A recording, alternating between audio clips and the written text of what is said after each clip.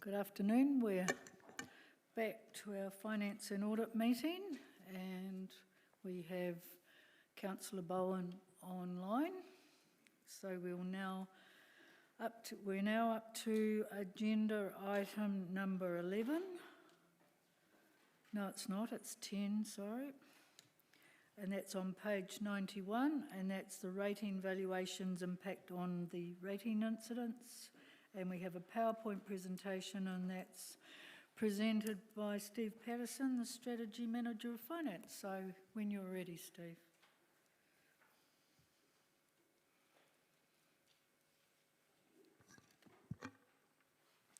Thank you, Madam Chair and Councillors.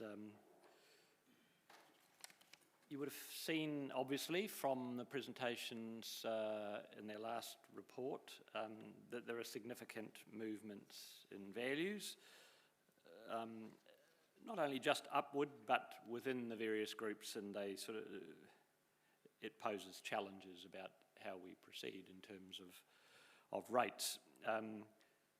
What I thought I'd try to do in this report was to give you a preliminary assessment of the potential impact on rates incidents. Be aware, of course, that it doesn't address, in terms of any of the material I'm giving you at this point, any changes in the level of rates that might be required to fund next year's budget. And you'll recall the 10-year plan assumes that we'll need an increase of a bit over 8% in the total rates to fund next year's rate. That's still a process that we have to go through. But so this process at this point is trying to compare the rates incidents that would have been the case had we used the new values to distribute the rates for the current year amongst ratepayers.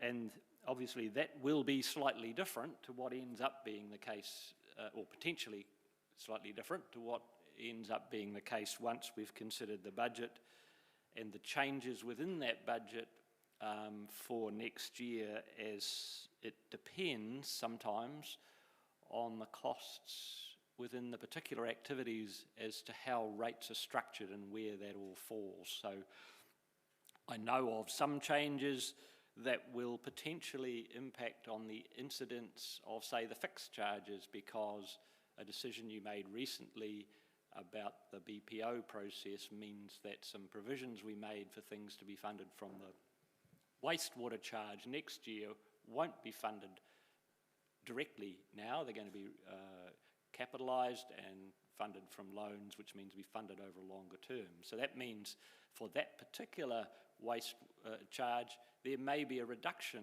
perhaps, because we haven't seen the budgets yet, in the rates for that particular activity, the fixed component, whereas in the case of the 10-year plan, it proposes really significant increases in some of our water activities into next year and water renewals. And so as the current 10-year plan stands, the water fixed charge would need to go up quite a bit. So those things are all within that overall context of whatever the budget says we need to do come budget time. I just reinforce in this public environment here that the revaluation itself does not generate any additional rates revenue for the council.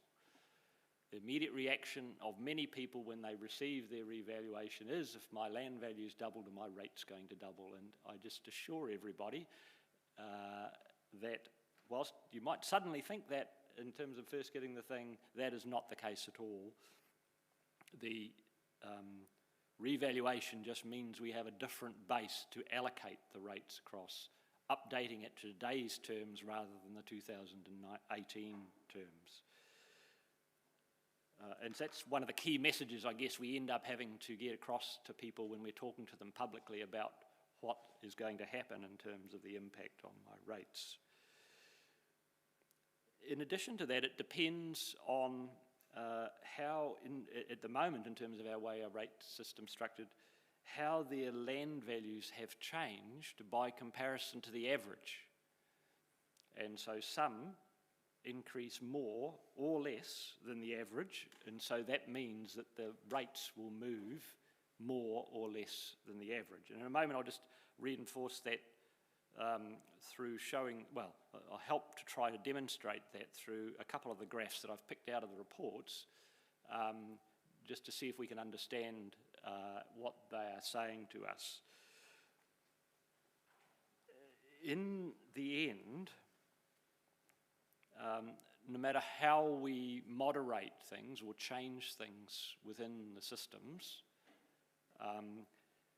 nothing will stop some ratepayers from, in the end, receiving increases and perhaps decreases that are different from the average and perhaps in some cases quite significant, and we can't do anything to moderate those really. So at this point in time, we're at the stage where I've done some preliminary assessment, and I've reflected some of that work in this paper that I've given you as in a sort of an interim assessment of things.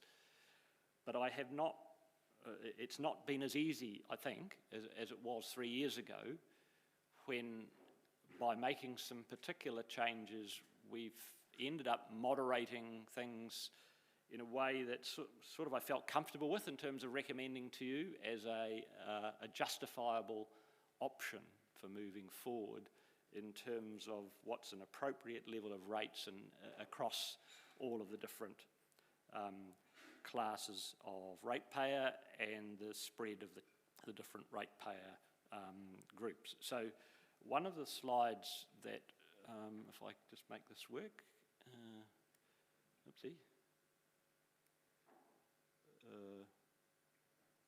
No, what am I doing wrong? Next one. Pushing the forward arrow.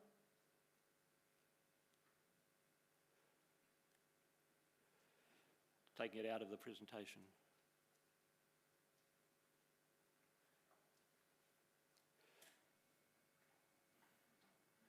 Okay, thank you.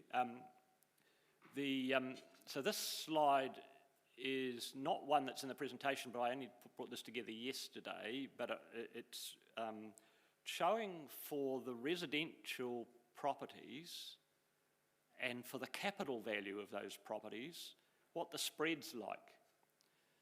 And the blue ones represent the old values.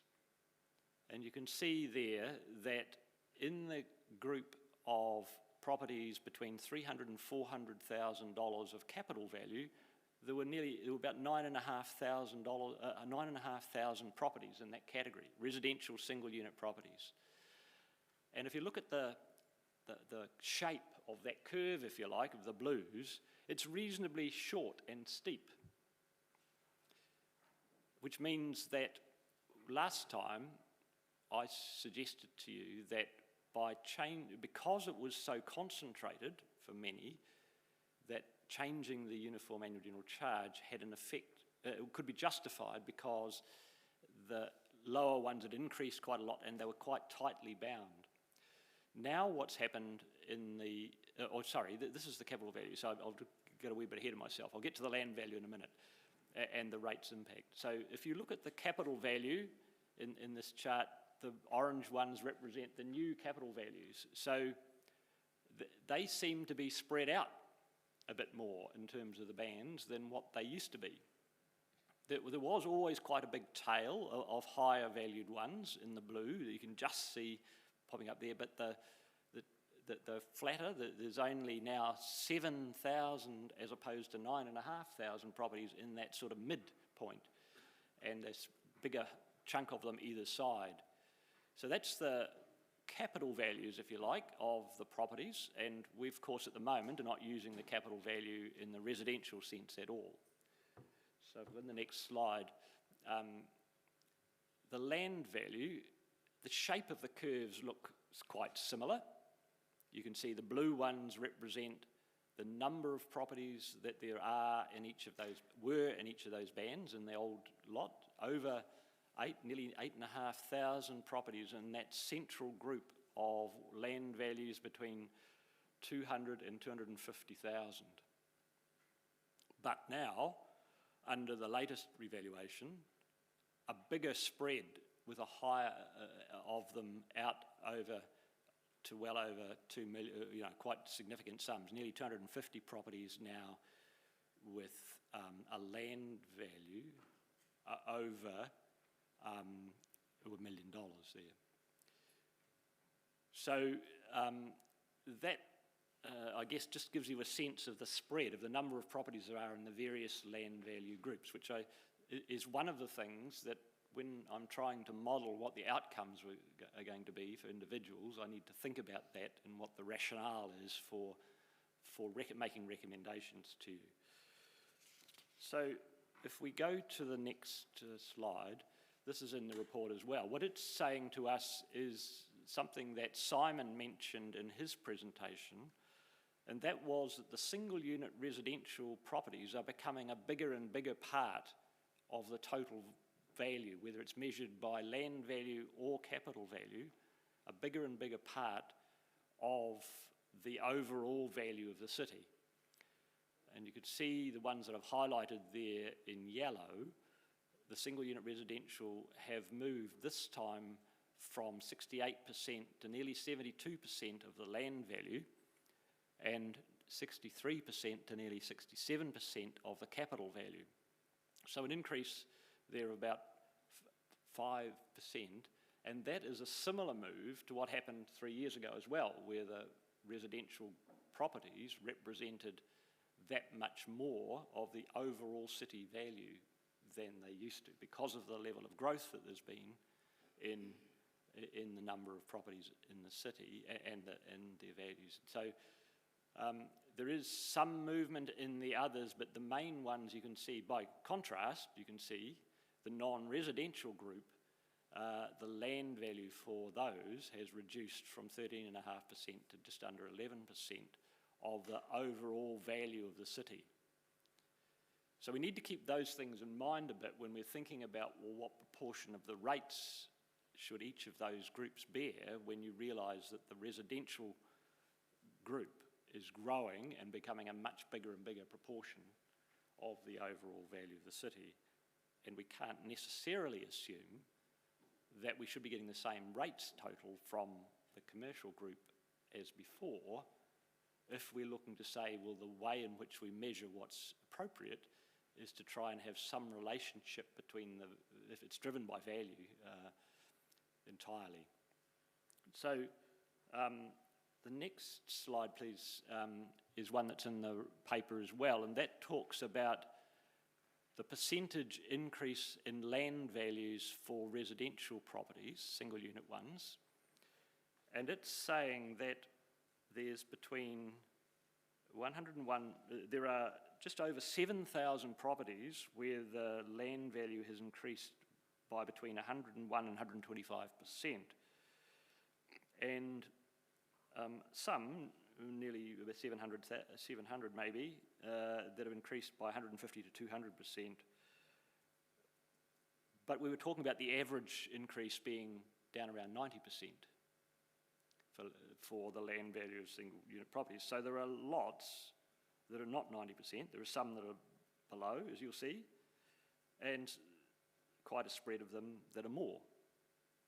So again, in thinking about how what's an appropriate or fair distribution of the rates as a result of that spread of changes in values, then we're always going to end up with a situation like I mentioned earlier, where no matter what we do, there will be some people whose rates will increase quite significantly in percentage terms, and people may say that's not appropriate because the level of service they're receiving is not the same.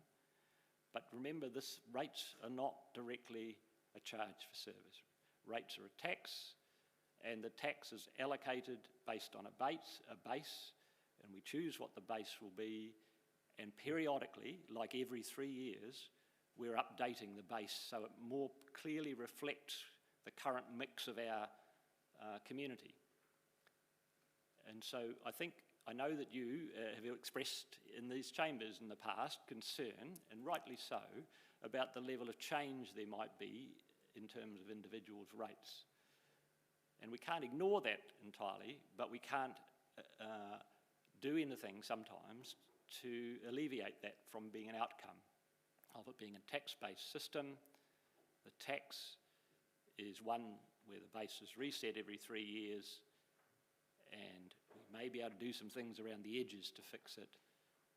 No matter whether it's based on land or capital value, you'll end up with these sort of movements sometimes, and it's a matter of saying, here's the outcome. So this is in terms of setting the scene, if you like, for what might be changes in values. Now, I guess the thrust of what this brief paper then is on about was saying, well, what could be done, perhaps, to moderate the impacts of the revaluation if we were of a mind to try to do that, like we did 3 years ago. And so for the moment, in terms of the time available for this audit paper had to be distributed to you, I've done some work, not enough yet to come to a conclusion, but at least to be able to demonstrate to you that we need to do some further work to try to find ways forward. But if we go to the next slide, please. This one is one which shows if we set the rates again for the current year to generate the same total revenue and use the new values instead of the old ones, then the impact on the rates for individual ratepayers are the ones in blue. So what it's saying is, in terms of the biggest, tallest one there, 8,000 of the single unit residential properties would have a rates increase of between 6 and 10%, based on no change to the system, whatever, just resetting the rates this year with the new, using the new values instead and spreading them based on that. And nearly 5,000 properties with an increase of between 11 and 15, and nearly 4,000 that would have between 16 and 25% increases in their rates. Now this is primarily because, but not totally because, but primarily because the residential component of the total rates is higher than before, and so the way the system works, some of the rates that would have been charged to the commercial sector and one or two other sectors, in fact, ends up this now with the new base and the new tax base being charged on the residential sector. So, but you can see that there's a whole raft of impacts across that range of ratepayers. So one of the things that I did was similar to last time, said, well, what if we reduce, well, I tried always, but the ones I've got before you here are a couple. What if we reduced the UAGC, for example, to 400? Well, that didn't make a lot of difference in the end. What if we, as well, changed some of the differential categories a bit to claw back from the commercial sector, if you like, some of the change, so it means that their differential would go up. They'd be paying in multiples more than they currently do relative to the rate that will be charged to residential people. And so that had the impacts you'll see in those orange bars, where that peak of ones in the residential sector who'd get between 6 and 10 reduced from 8,000 properties to about 6.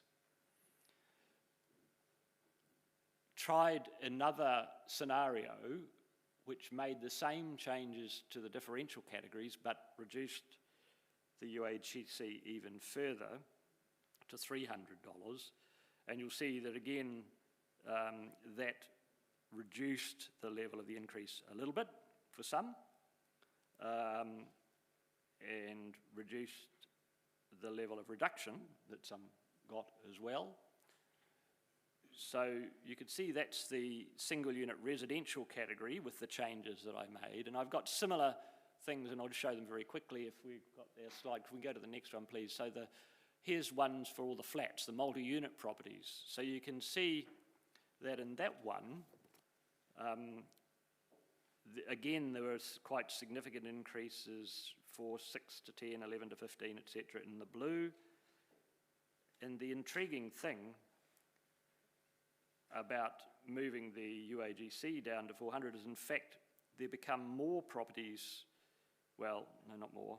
The 1 to 5 group does get quite a bit higher there. So that you can see the impact there of the different sorts of things. It doesn't fall evenly each time. Sometimes there are more or less who will increase by bigger proportions just by moving those levers.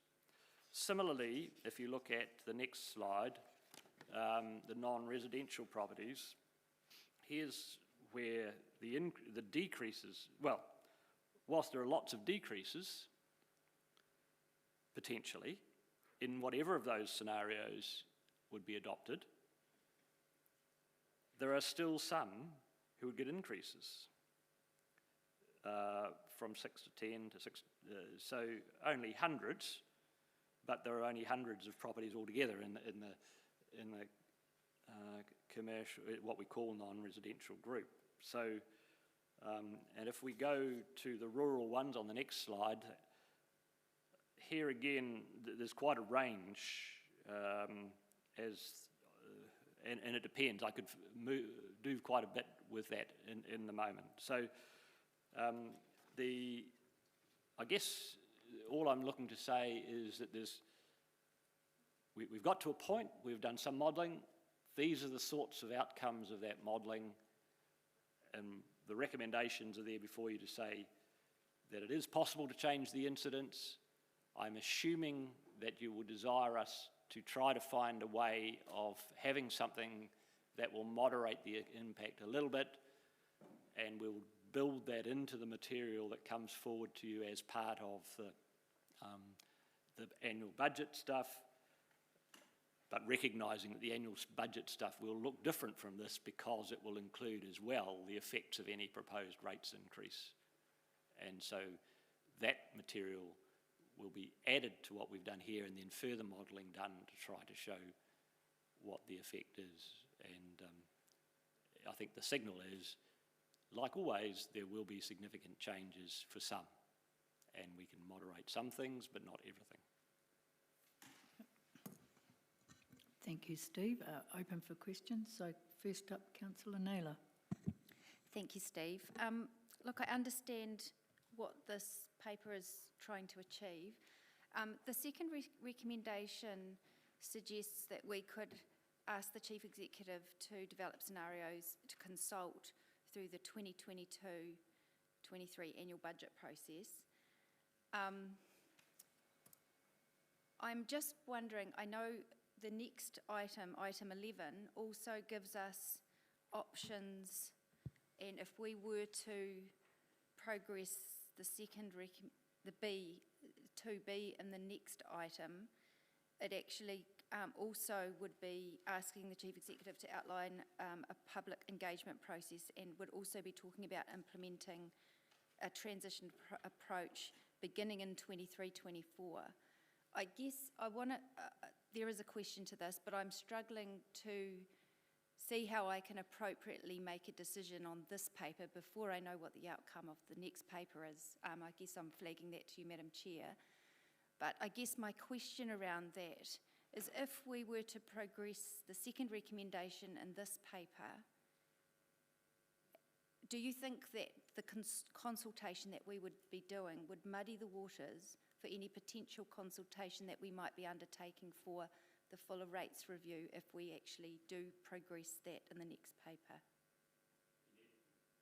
Yes, that is a potential problem, and so I think the idea would be, though, we need to address that when we address the next paper, and that this one at the moment is one that is necessary because we have to develop the draft budget for next year and include in that all of the material about what the rates will be and what we propose them to be. And time will catch up with us in early February when we bring that material for you if we don't get some sense of moving forward from here now with this. So we've really got to put some stakes in the ground pretty soon about this, and we won't be able to do that. Well, the recommendations in the next report don't envisage that we'll be making any changes to the system for 22-23, but they would be beyond that. And the question as to when we would engage publicly, if we would look to change as in relation to the next one, that's another issue. That's something we need to address then, I think. Okay, just to clarify further, if we were to progress recommendation 2 and consult on those moderating effects, if we were to implement those, would they be implemented for the 23-24 year? No, the 22-23. For the 22-23 year. And so if we were to implement those and then subsequently also change the rates system, would we be only implementing that for those changes for only 1 year? Depends what the decision was for the next report, and if there was some change being proposed, the thought would be that it would be transitioned anyway over a period, depending upon what the outcome was we were seeking to do. And so this, we can only really address this 1 year at a time at the moment because there's so much that's variable in terms of the environment we're working in. So is the assumption that if we did adopt some moderating effects of the revaluation, that those changes would translate through to also to any consideration of a rates review? Well, only to the extent that they would become the base upon which we were comparing anything for the future year. And no, any change, if there were to be one, to the rating system beyond that would be taken in the context of, yes, as I said, the 22-23 year, and that would be the base that you're working from. Okay. So, yeah. Thank you. Councillor Butt. Thank you, Madam Chair, and thank you, Steve. It was as simple and interesting as my first ever physics lecture was. I couldn't understand a word. But at the start, you said increase in valuation doesn't mean that the rates will be increased. And then you said some people might get an increased rates bill. No increase in the total rates that the council gets. Because when some go up, some will go down. Okay, the people will still be affected. I mean, the people whose values are increasing, they will get an increased bill, rates bill. Some, depending upon the relative increase that they have compared with everybody else. And so if their increase in values happens to be less than the average, and perhaps considerably less, they could end up with a rates decrease, as I showed on some of those outcomes. And they balance off the ones who get increases. But in the majority of cases here, it's the decreases are not so much in the residential area, it's the decreases in the commercial area that... Right, thank you, Madam Chair. Okay, Councillor Barrett. Thanks, Madam Chair. Thanks, Steve. Just the second recommendation refers to developing a scenario for consultation, and just wanted to get your views on that approach versus developing, say, 2 or 3 scenarios that could be publicly consulted.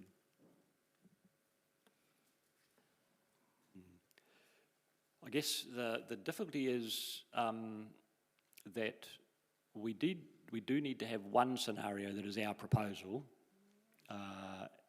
in terms of what's in the draft material, and we can have options though, perhaps, that would say if we did this or that, then this would be the impacts. But in terms of all of the material that flows that's required to be shown in the documents, we would have to have one that would have the funding impact statements and everything that flow from that to describe what we were actually proposing to do. So to clarify then, the work that you envisage doing around recommendation 2 would be sufficient to provide a preferred option and to demonstrate to the public alternatives, or would you need additional, would that need to be modified so that we could provide the public with alternatives? I think we will have options that we'll need to work through in order to make a recommendation to you about what particular one. And at the moment, in terms of just quite how we'll best share those with you as elected members through this process of developing the plan, we haven't quite got that resolved in terms of timing yet, because But it's one way or another, I want to be able to demonstrate to you what the effect, why it is we've ended up with a particular recommendation and what other types of ones might be possible, the extent to which we then try to disclose that and explain it publicly. 3 years ago, we decided that was going to be too difficult and too confusing for everybody, and we decided not to do that. But we would have material that we can say something about what the effect would be if we did it differently. Thank you, Madam Chair. Thank you. Deputy Mayor. Thank you, Madam Chair. I just want to clarify my understanding of process. So I'm not sure whether this is a question for you, Steve, or for the CFO, but it's obviously been highlighted that there's this paper and then we've got our next item on the agenda, which have some overlap but are two individual standing reports that have just got similar subjects. There's no, so there's actually no logic to the order of how they're on the agenda, is there? It's not a requirement to take one before the other because they do stand alone.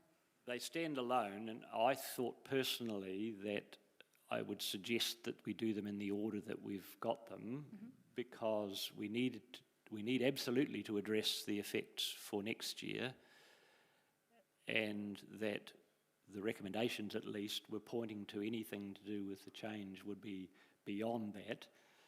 And so my feeling is that there wouldn't, I thought this was personally the best order to do it in, but there's nothing magic about doing it this way around. No, that's fine, that confirms it. In regards to the recommendations, I guess both 1, A, B and C, and 2, I had spent a little bit of time trying to go back to the 2018 recommendations. I didn't find them, but my recollection is that the recommendations were fairly similar. We were in almost a identical situation where we did the, not manipulation, but we did the adjustments and those sorts of things.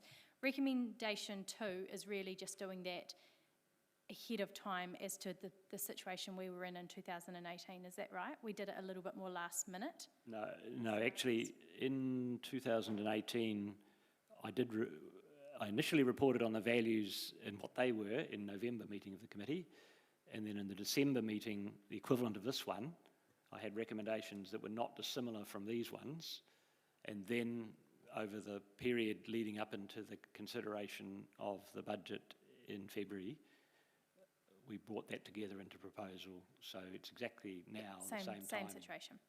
Okay, thank you. Mr Armstrong. Thanks, Madam Chair. My question is following on from the questions around recommendation 2 and process. And I guess if I receive a consultation about something I'm going to pay, the first thing I do is look at it and work out what it means for me. And I sense that the unknown in this, to get to that point, is are we going to see an 8.1% increase in rates? And that's quite a material mover of the amount to pay. So just in a pragmatic decision-making budget process sense, if we're going to be consulting the public on scenarios that assume a rating base for 22-23, what does that actually mean in terms of having to decide around the quantum of increase in rates? How does that impact the timing and the process? Well, the timing is that in February, we're scheduled to have Committee of Council meetings with you going through the draft budget for 22-23. And those budgets make assumptions about the total level of rates that's required, and then within that, the costs of running particular activities, some of which have funding, are funded through rates that like a fixed charge for water and wastewater and the like.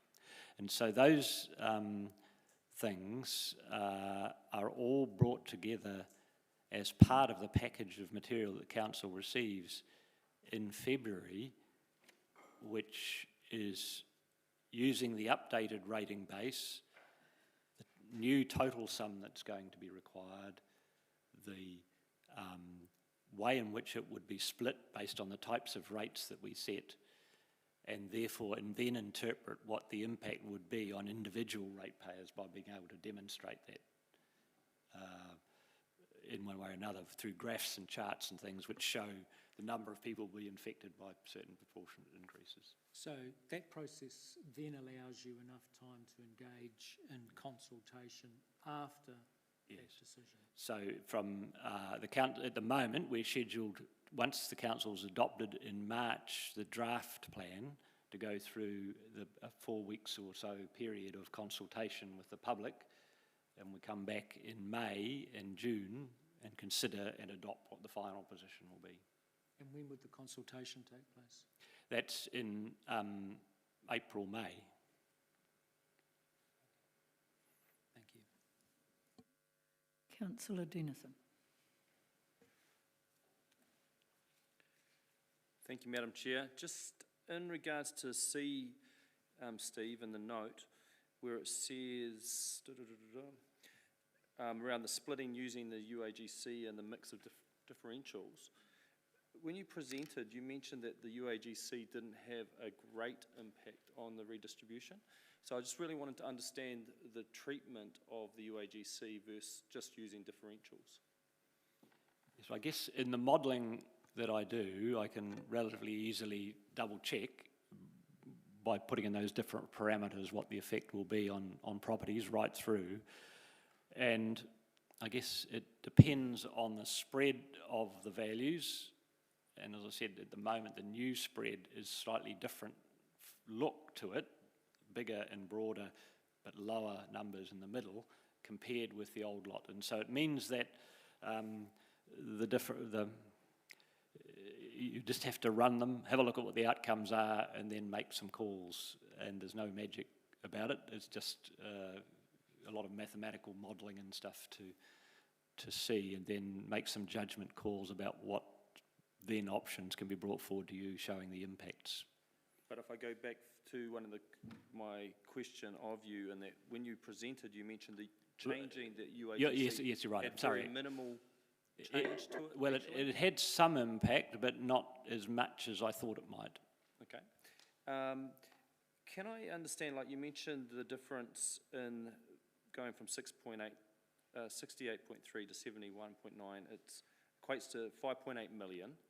If we use the principle of not having that transferred back into the residential sector, that modelling, is that what you're trying to achieve, is to moderate that 5.8 million effect? Is that fundamentally what you're trying to achieve in that? That's a sort of, yes, you're saying to yourselves, well, is it appropriate that the commercial sector in proportionate terms should pay roughly the same of the total as they've always done, or should they pay more or less? And so what was chosen to be done 3 years ago was that we would not have the reduction from the commercial sector as large as it would otherwise be. But the difficulty then becomes, the more you do that, the more difficult it becomes to justify the level of the differential that we're applying to the commercial sector vis-a-vis the residential sector.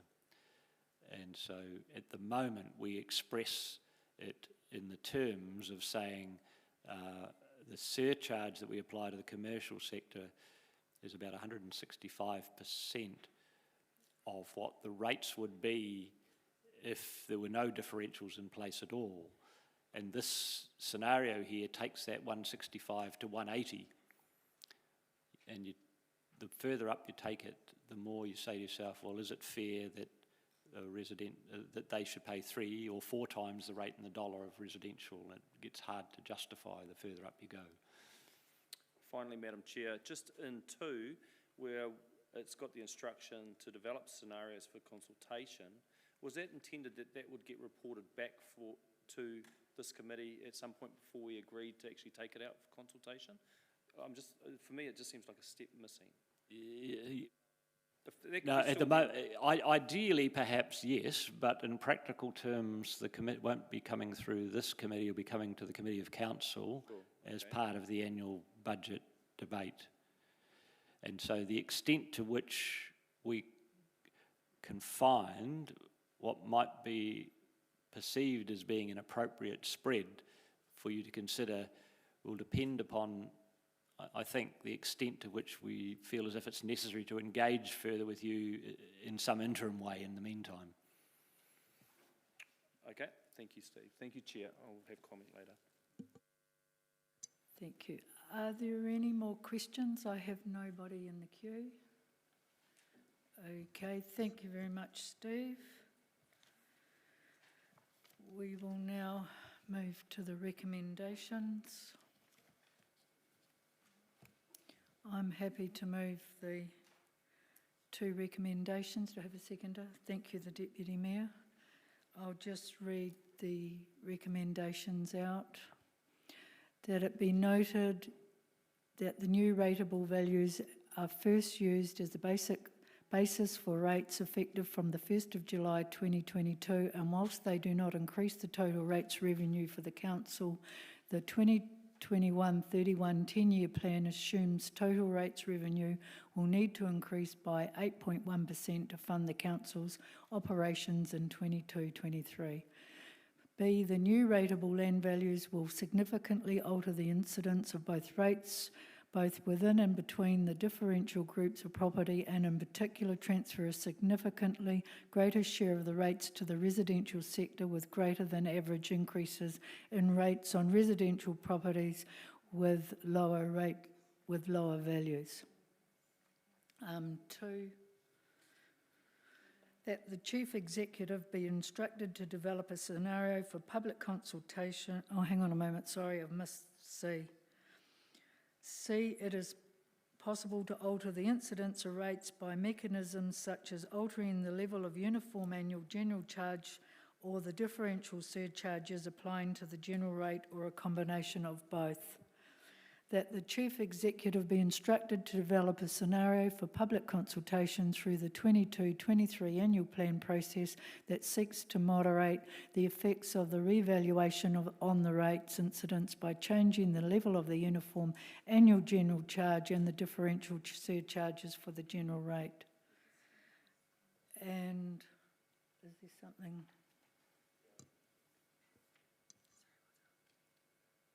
Okay. We'll move that, and now we've got an amendment. Madam Chair, sorry, I believe the seconder was the Deputy Mayor, not Councillor Naylor. Oh, sorry, I didn't see that. Yes, it was the Deputy Mayor. And we have an amendment to change. We'll just wait for them to put that on the screen.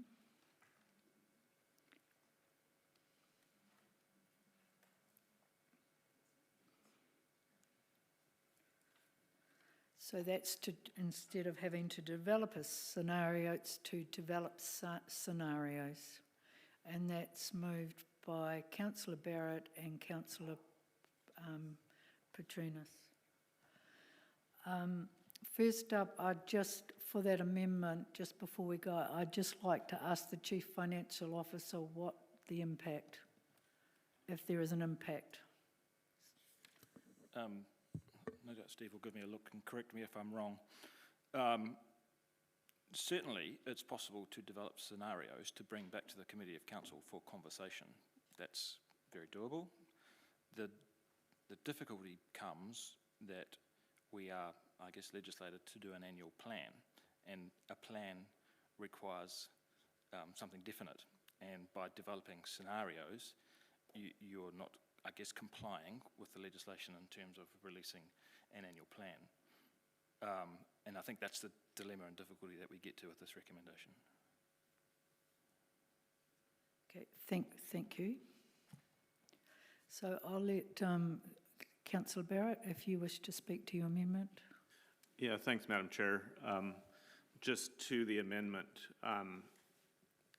my view is that it's sensible to approach it in this way so that we can make a decision in March about which of the scenarios we would want to put forward, knowing that the 2 or more scenarios that would be developed will be developed to a stage that they can be put out for public consultation. We won't end up in the potentially awkward conversation of having an underdeveloped scenario that needs quick work to put out. So this just makes sure that we have genuinely a range of scenarios to consider at the beginning of the process before we go out to consult.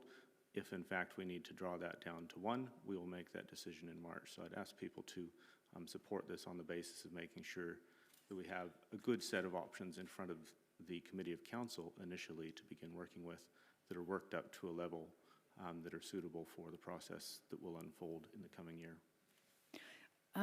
Councillor Barrett, if that's the case, then we'll have to change the recommendation instead of for public consultation for council consideration prior to the public consultation. Because it's a two-stage, so are you comfortable with that? Yeah, if it changed to develop scenarios prior to public consultation. Yep. Yeah, absolutely. So we'll just put that up on the screen so everybody's clear.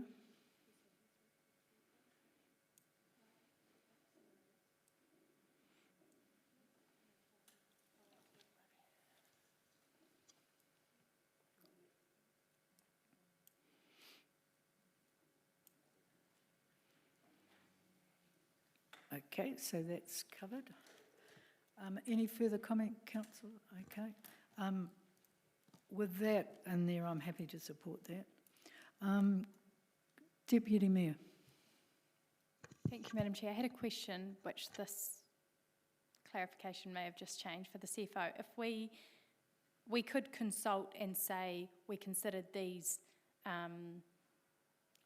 scenarios, sorry. We considered these scenarios, and this is our preferred one. Have we got it right? As we do with pretty much everything, correct? Absolutely. Yeah. Cool. Thank you. Happy to support this. Councillor Naylor. Thank you, Madam Chair. Yes, I'm also happy to support the amendment, and with that amendment, the full recommendation. I do have some reservations about whether it is going to be worth our while to progress this. It does, just from the information that the officer has provided to us so far, it's not straightforward, smoothing the effect of revaluations. There'll be swings and roundabouts, there'll be winners, losers, either way, whether we go ahead with smoothing effects or without going ahead with those effects. So I am more comfortable to look at a few scenarios earlier in the year when we come to confirm the draft annual budget. I personally still think one of those scenarios could be to retain the status quo, and I think in progressing this today, that does still keep that option available to us. Whilst I don't necessarily want to give the Chief Executive unnecessary work over the next few months, I do think it would be good for us to be able to look at those options and decide whether we think it's of value to our community to put those options in front of them. I guess the other reservation I have is that if the implementation of that, any changes mostly impacts on 1 year, depending on what the outcome of our next item is, I think that also potentially muddies the water if we're trying to explain a change to our community at a similar time than potentially trying to explain a whole new rate system to our community. Okay. Councillor Denison. Thank you, Madam Chair. I support having some scenarios developed. I think we need to be informed of what we're going to go out with consultation. So I think there's another step in the process that, for my mind, is needed.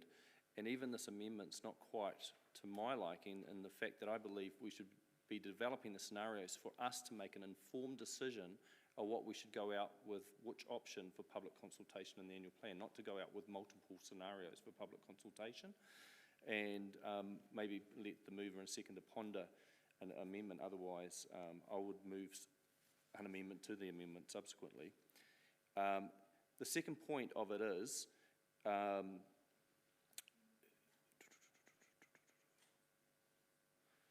yeah, I'm happy with that. I'll speak to the substantial motion later. Thank you. Councillor Johnson.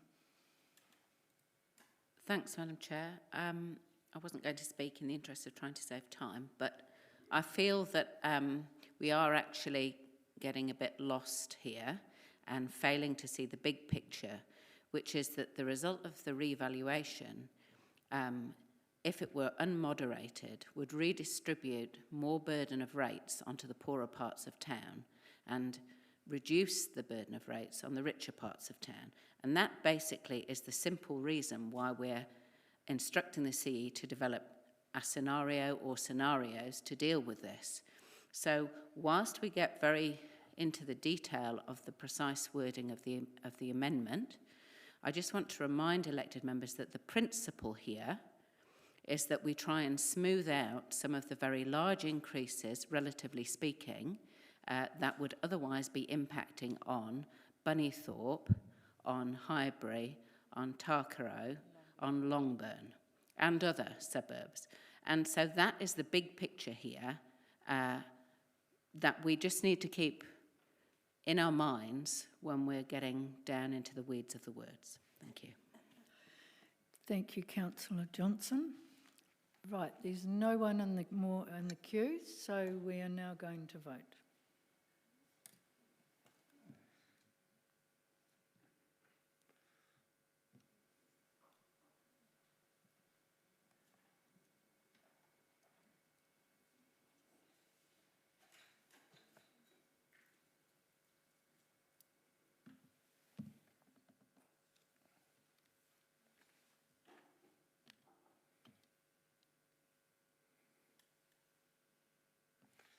It is drafted.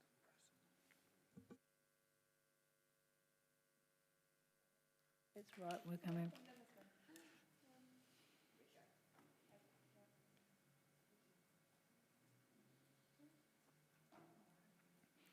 Okay, so that is carried unanimously. So we now go to the substantive motion.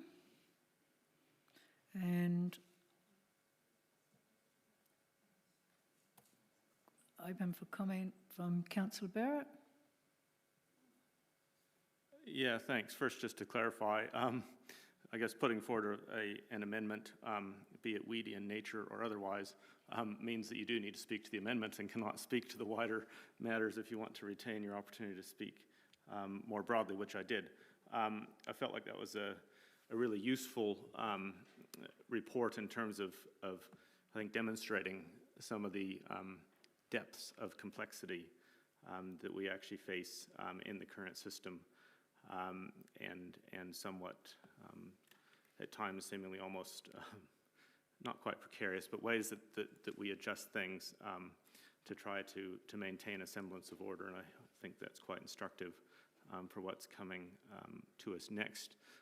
And just wanted to thank colleagues for supporting the approach around scenarios, because I do think it's quite important that we have a range of options that we can consider and take through to the community, as we saw even in the brief analysis that was showed to us today, things around the UAGC, et cetera, while not having profound changes, will have changes that will feel profound to individuals.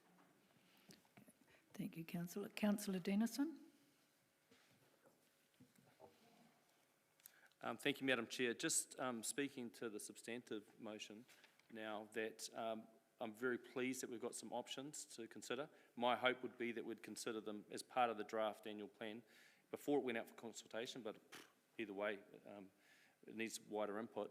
I think some of the assumptions that are still quite questionable, this is quite factual what it would do and the mechanisms to do it, but I don't think we've actually given a steer to the officers of what it is. Councillor Johnson's outlined, I guess, a fundamental position that she's promoting and what the effect will do.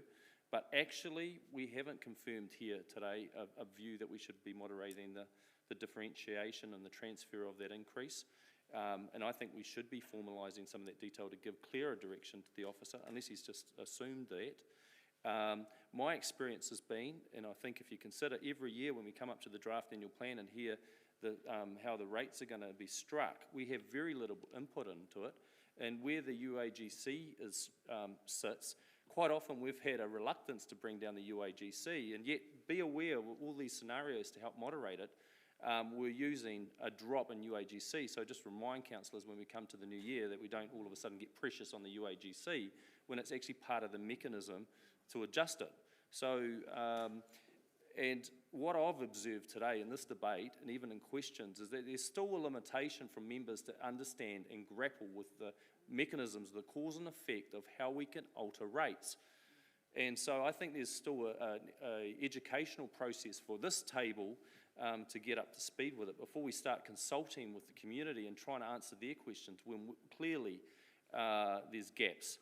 That would be a broader view on that. So I think there's, in summary, happy that we're going out with options, but I think we're still shortchanging our direction to the officers at this point, knowing very well when we come into February, March next year, we'll have very limited chance to alter it at that point. And I think that's very limiting for our community. Thank you. Thank you, Councillor. I'll just close off and say I'm comfortable where we are. This is for the 22-23 annual budget, and we're going to be getting into further conversations because that's when we do the review and then we can do the big changes. So I don't think we should get stuck on this year's and start complicating the matters. And I think we're quite clear in our instructions that we seek to moderate the effects. And I think that's quite clear. The officers have been dealing with this for many, many years. So I think they will bring back the options that we are expecting to see. So I don't have any issues with it. So we'll now go to a vote.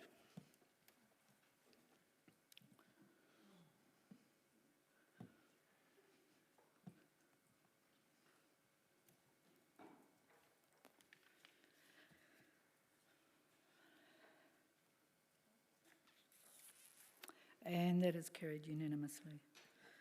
We will now move on to item number 11, which is the review of the rating system. So I'm sure we'll have some interesting conversations here.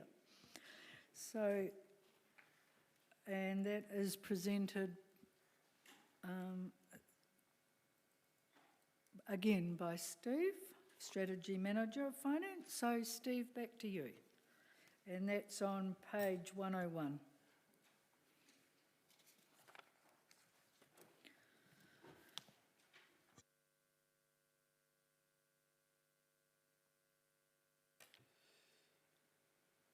Okay, councillors, number 3 on the rates front. For a variety of reasons, mostly associated with resources, both internal and external, we've struggled to sort of bring this project to you in the time frame that you may have desired and the pace you've desired. But nevertheless, it's a dynamic environment, and the role and scope of local government's under review quite significantly at the moment. And there is change that's expected. So what we're needing to do, obviously, is think about what's the appropriate way of funding local government going forward in whatever form that ends up to be.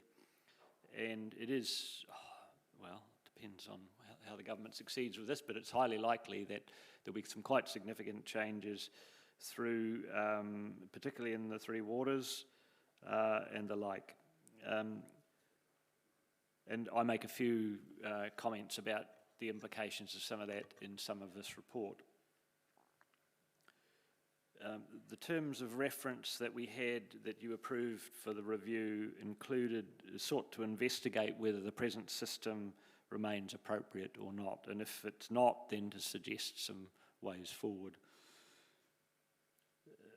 We haven't done what I would consider an absolutely full review per se, because you can define what a review is in all sorts of ways, but I think you'll be aware that I prepared a briefing sort of paper back at the end of August, and I've attached it to this report because I felt that set the scene and analysed the present system that we have to a degree, and it provided some input that we received from the consultant that we've been dealing with a bit, Working Smarter Limited, Stephen Halliwell. The work that I'd say we've done so far is inconclusive, really, as to whether the present system is appropriate or not, but much boils down to your perspective on life, I think, in terms of the principles that you have about what is appropriate and fair. I've tried to highlight some broad things, and thinking about how we brought it back to you today, some broad things that might be things that will be in your mind about whether what we have is appropriate or not. And if you think that some of those principles apply, then the thought that I have is that probably a capital value-based system would address those particular things if that was your perspective on life.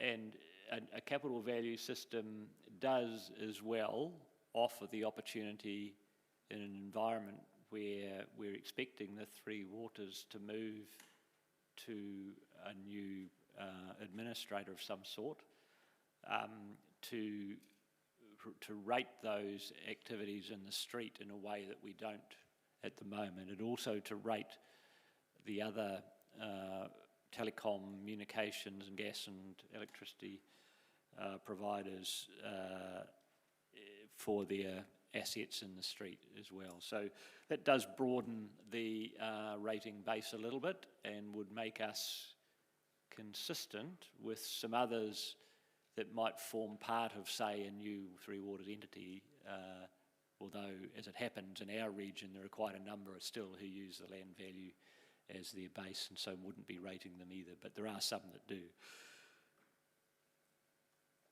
So in a broad terms, the big issue boils down to the base that we have for a general rate, really, whether it's a capital or a land value base.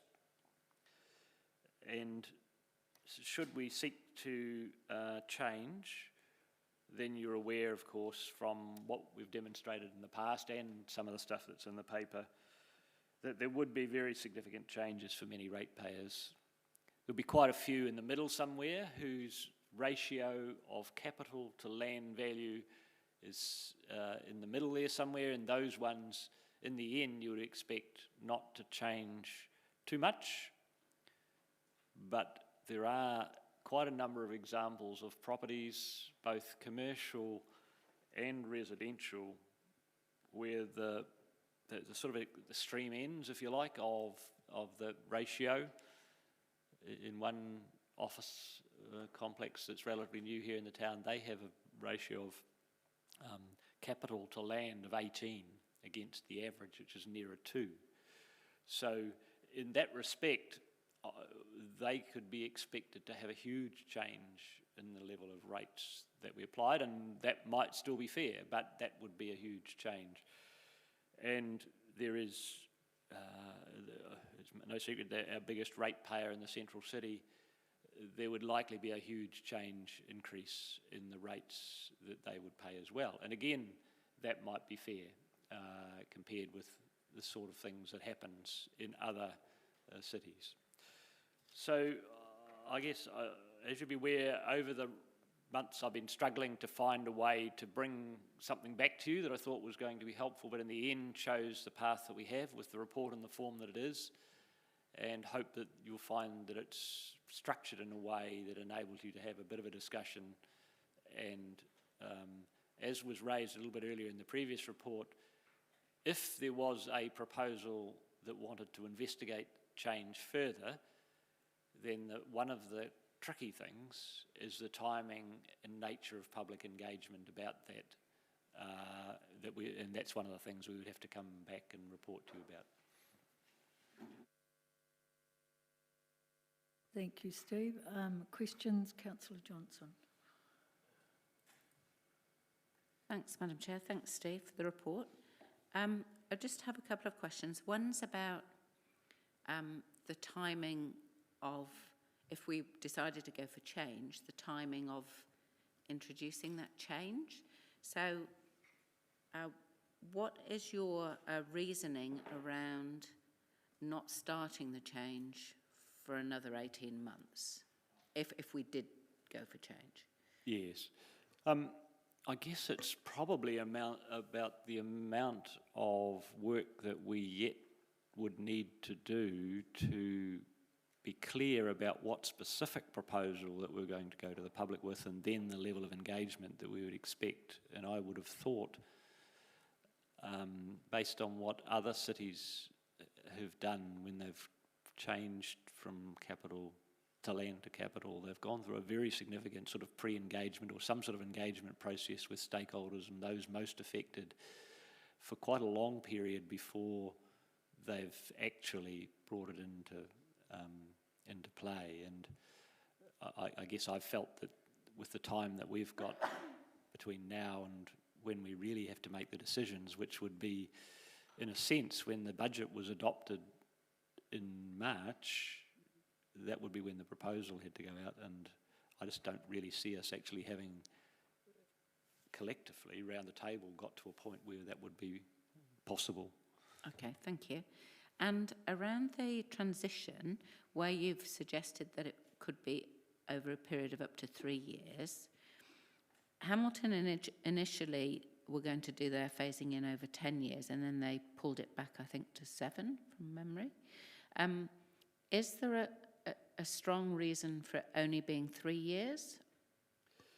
Not super strong, no, but I think from what I've seen people find that they do, that after a sort of 1,000 cuts, I mean, it gets really tricky to keep referring back to what your original objective was in terms of what you're changing, because the nature of the beast, if you like, that you're charging rates on keeps changing as well. Every 3 years there's a revaluation and the whole base changes, and then you get confused perhaps about what it is that you're actually trying to implement progressively in terms of who's paying what. And that's partly what happened in Hamilton. They ended up getting so wound up in process and trying to be comparing back to the past that it just became unmanageable. So I guess I was thinking the shorter the better, if we could. Okay, and then in regards to how the transition might occur, there was sort of some hint in the paper that a transition might occur by continuing to rate on land value and introducing capital value as a targeted rate. Was that the type of transition you were thinking about, or was it something else? That's the sort of transition that I was thinking about, and that once before in this council's life, or in fact twice before, I've brought proposals with that sort of way in mind, because it seems like really the only way of, well, the most practical way of being able to move that progressively. Okay, thank you. Thanks, Madam Chair. Thank you. Steve, can I just ask a question?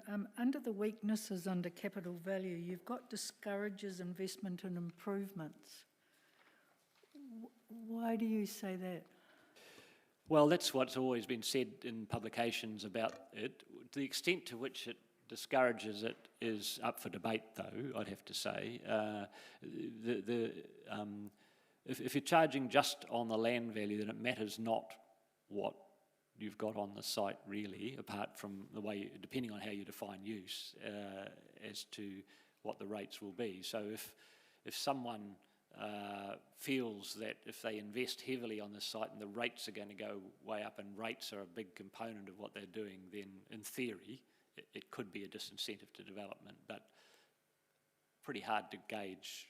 And rates are not, in most instances, we would say that if rates become the thing that defines the way people act in this, the rating system's a bit of out of kilter, I think. It's not normally such a huge component of the operating cost as to be something that should drive ultimate decision making. Because when you look at the amount of times people sell their properties, there'd be more incentive for them to want their capital value to be as high as they can. I guess it depends. People have all sorts of different motives for what they're doing, and the environment might not always be what it is right at the moment. But Yeah, Okay, thank you. Councillor Dingwall.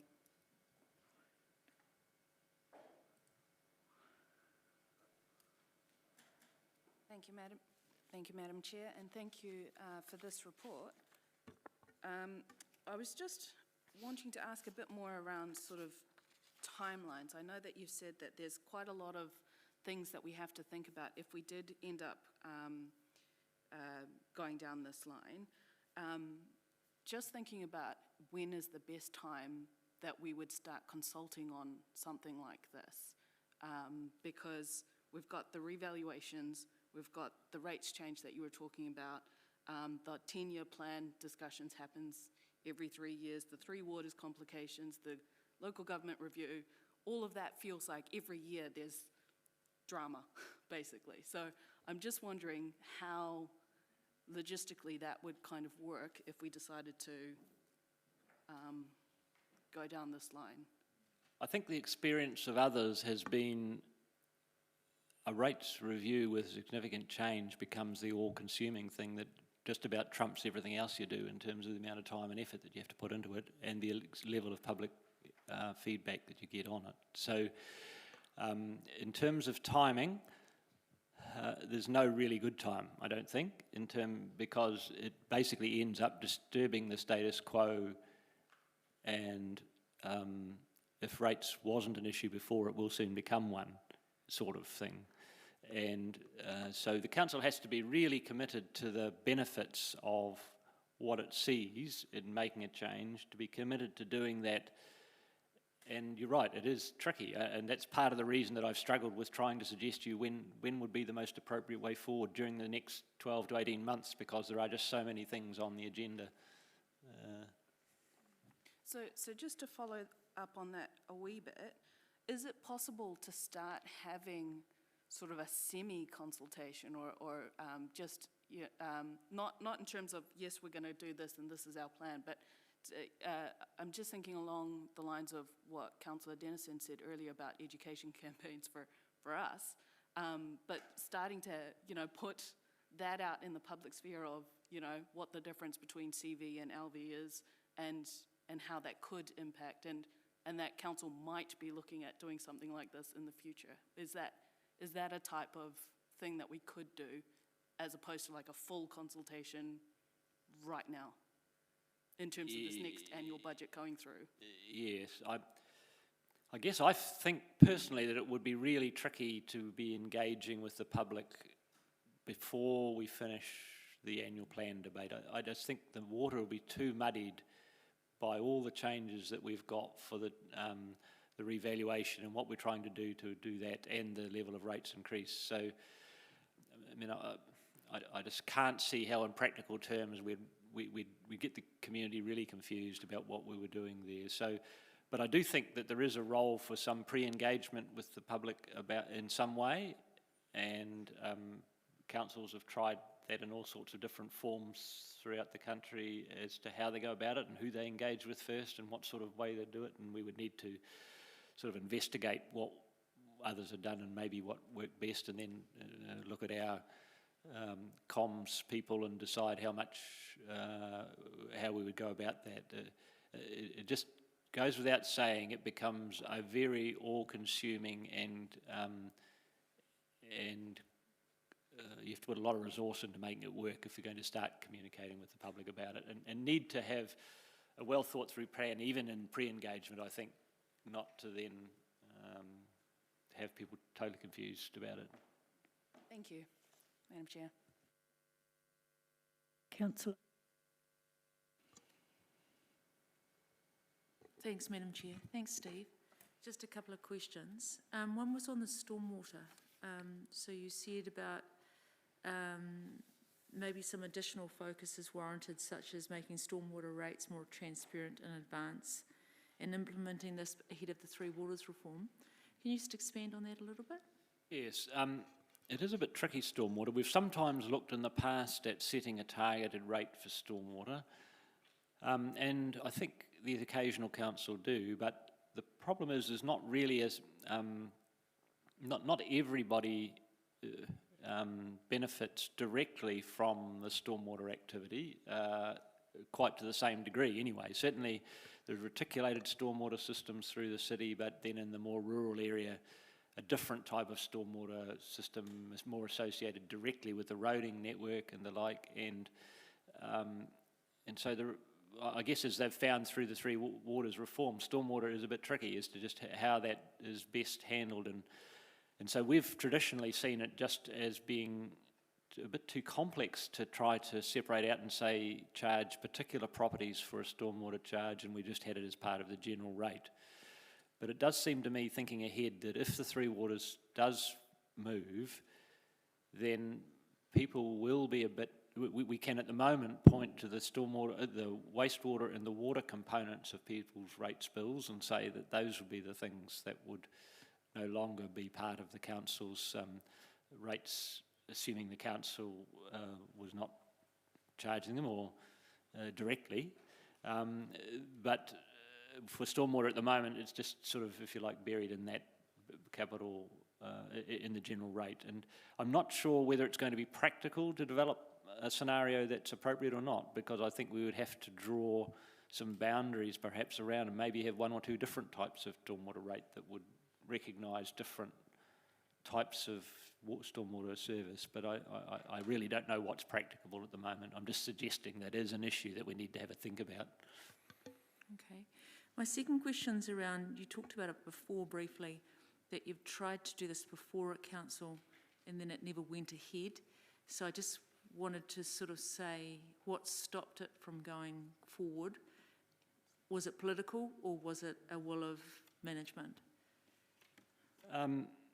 Well, I guess I've been bringing proposals about rates to the council for longer than I care to imagine, and at one stage, many, many years ago, we got to the point of, through a whole process, and then it was a council vote, the very last hurdle, and one councillor changed their mind and it stayed the status quo.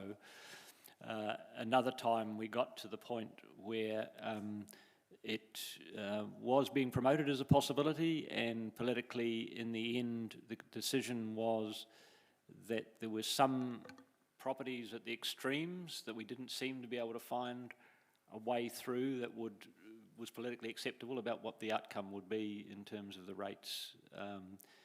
And so, as I said, the councils who've made changes to capital have had to have very strong belief in what they're about to be able to be prepared to follow through and take the inevitable criticism that will come from some and the pressure that will come from some to reflecting the level of change that they would expect, or that they would expect from that. And does it come from certain sectors or does it come from the whole? Well, I guess the pressure is going to come from those who are adversely affected by the change, and that's those who would have the most highly capital intensive, well, the ratio of their capital to their land value is the highest, and that varies. There are some residential places where that's the case. There are some commercial places where that's the case. But I think in the end as well, some councils have tried, when they've gone to a capital value-based system, to start off saying, well, they just believe in saying the tax will be the capital value non-stop, that's it, and they won't put any differentials in, and they've found that hasn't worked in the end, or that they won't put in a uniform annual general charge, and that generally hasn't worked either. They've had to find some way of moderating the effect of the value range, because if you see those charts I showed you earlier about the value spread, there's a huge difference, whether it be the capital or the land value. If you've got a $1 million house versus or should I say $1 million capital value versus a $5 million capital value, then the $5 million one, although there's not that many of them, there's still getting to be a few, the rates become, you say, well, how do you actually make those ones so that they are sensible in the end? Okay. Councillor Naylor. Thank you, and thank you, Steve, for all your work on this. The exercise that we just looked at in the previous paper and what we did 3 years ago to minimise the impact of the revaluations, am I correct to understand that if we move to a capital value system, that the need for that would be much reduced? Once upon a time, I thought that might be the case, but I'm not quite so sure in looking at the latest revaluation as to whether it would be or not. That's why I've tried to plot stuff to myself to understand the level of movement, because there does seem to have been quite a lot of movement in the capital value as well, although overall the land value has increased proportionately more than the capital value has. There still seems to be quite a spread. You would hope, and I think one of those proponents of capital value system in the past have said that the level of change is perhaps not normally as much as a land value system. So you would hope that the level of intervention would not have to be quite so much. Okay. Just coming to the 3-year period that suggested that if we did move to a capital value system that could be transitioned. You're suggesting that the first year that would be implemented would be 23, 24. If that was to happen over 3 years, and if our next revaluation was September 24, and if that revaluation impacted on the 25-26 year, that would be the 3rd year that we would be implementing that change. Is that correct?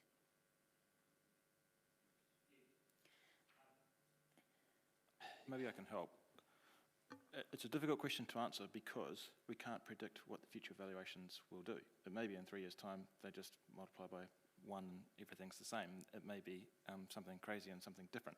I think the answer is you would have to find out the result of the valuation and establish whether you need to go through the exercise that we've just been through with the last paper. And it makes no difference whether that's land or capital value. Oh, that wasn't my question.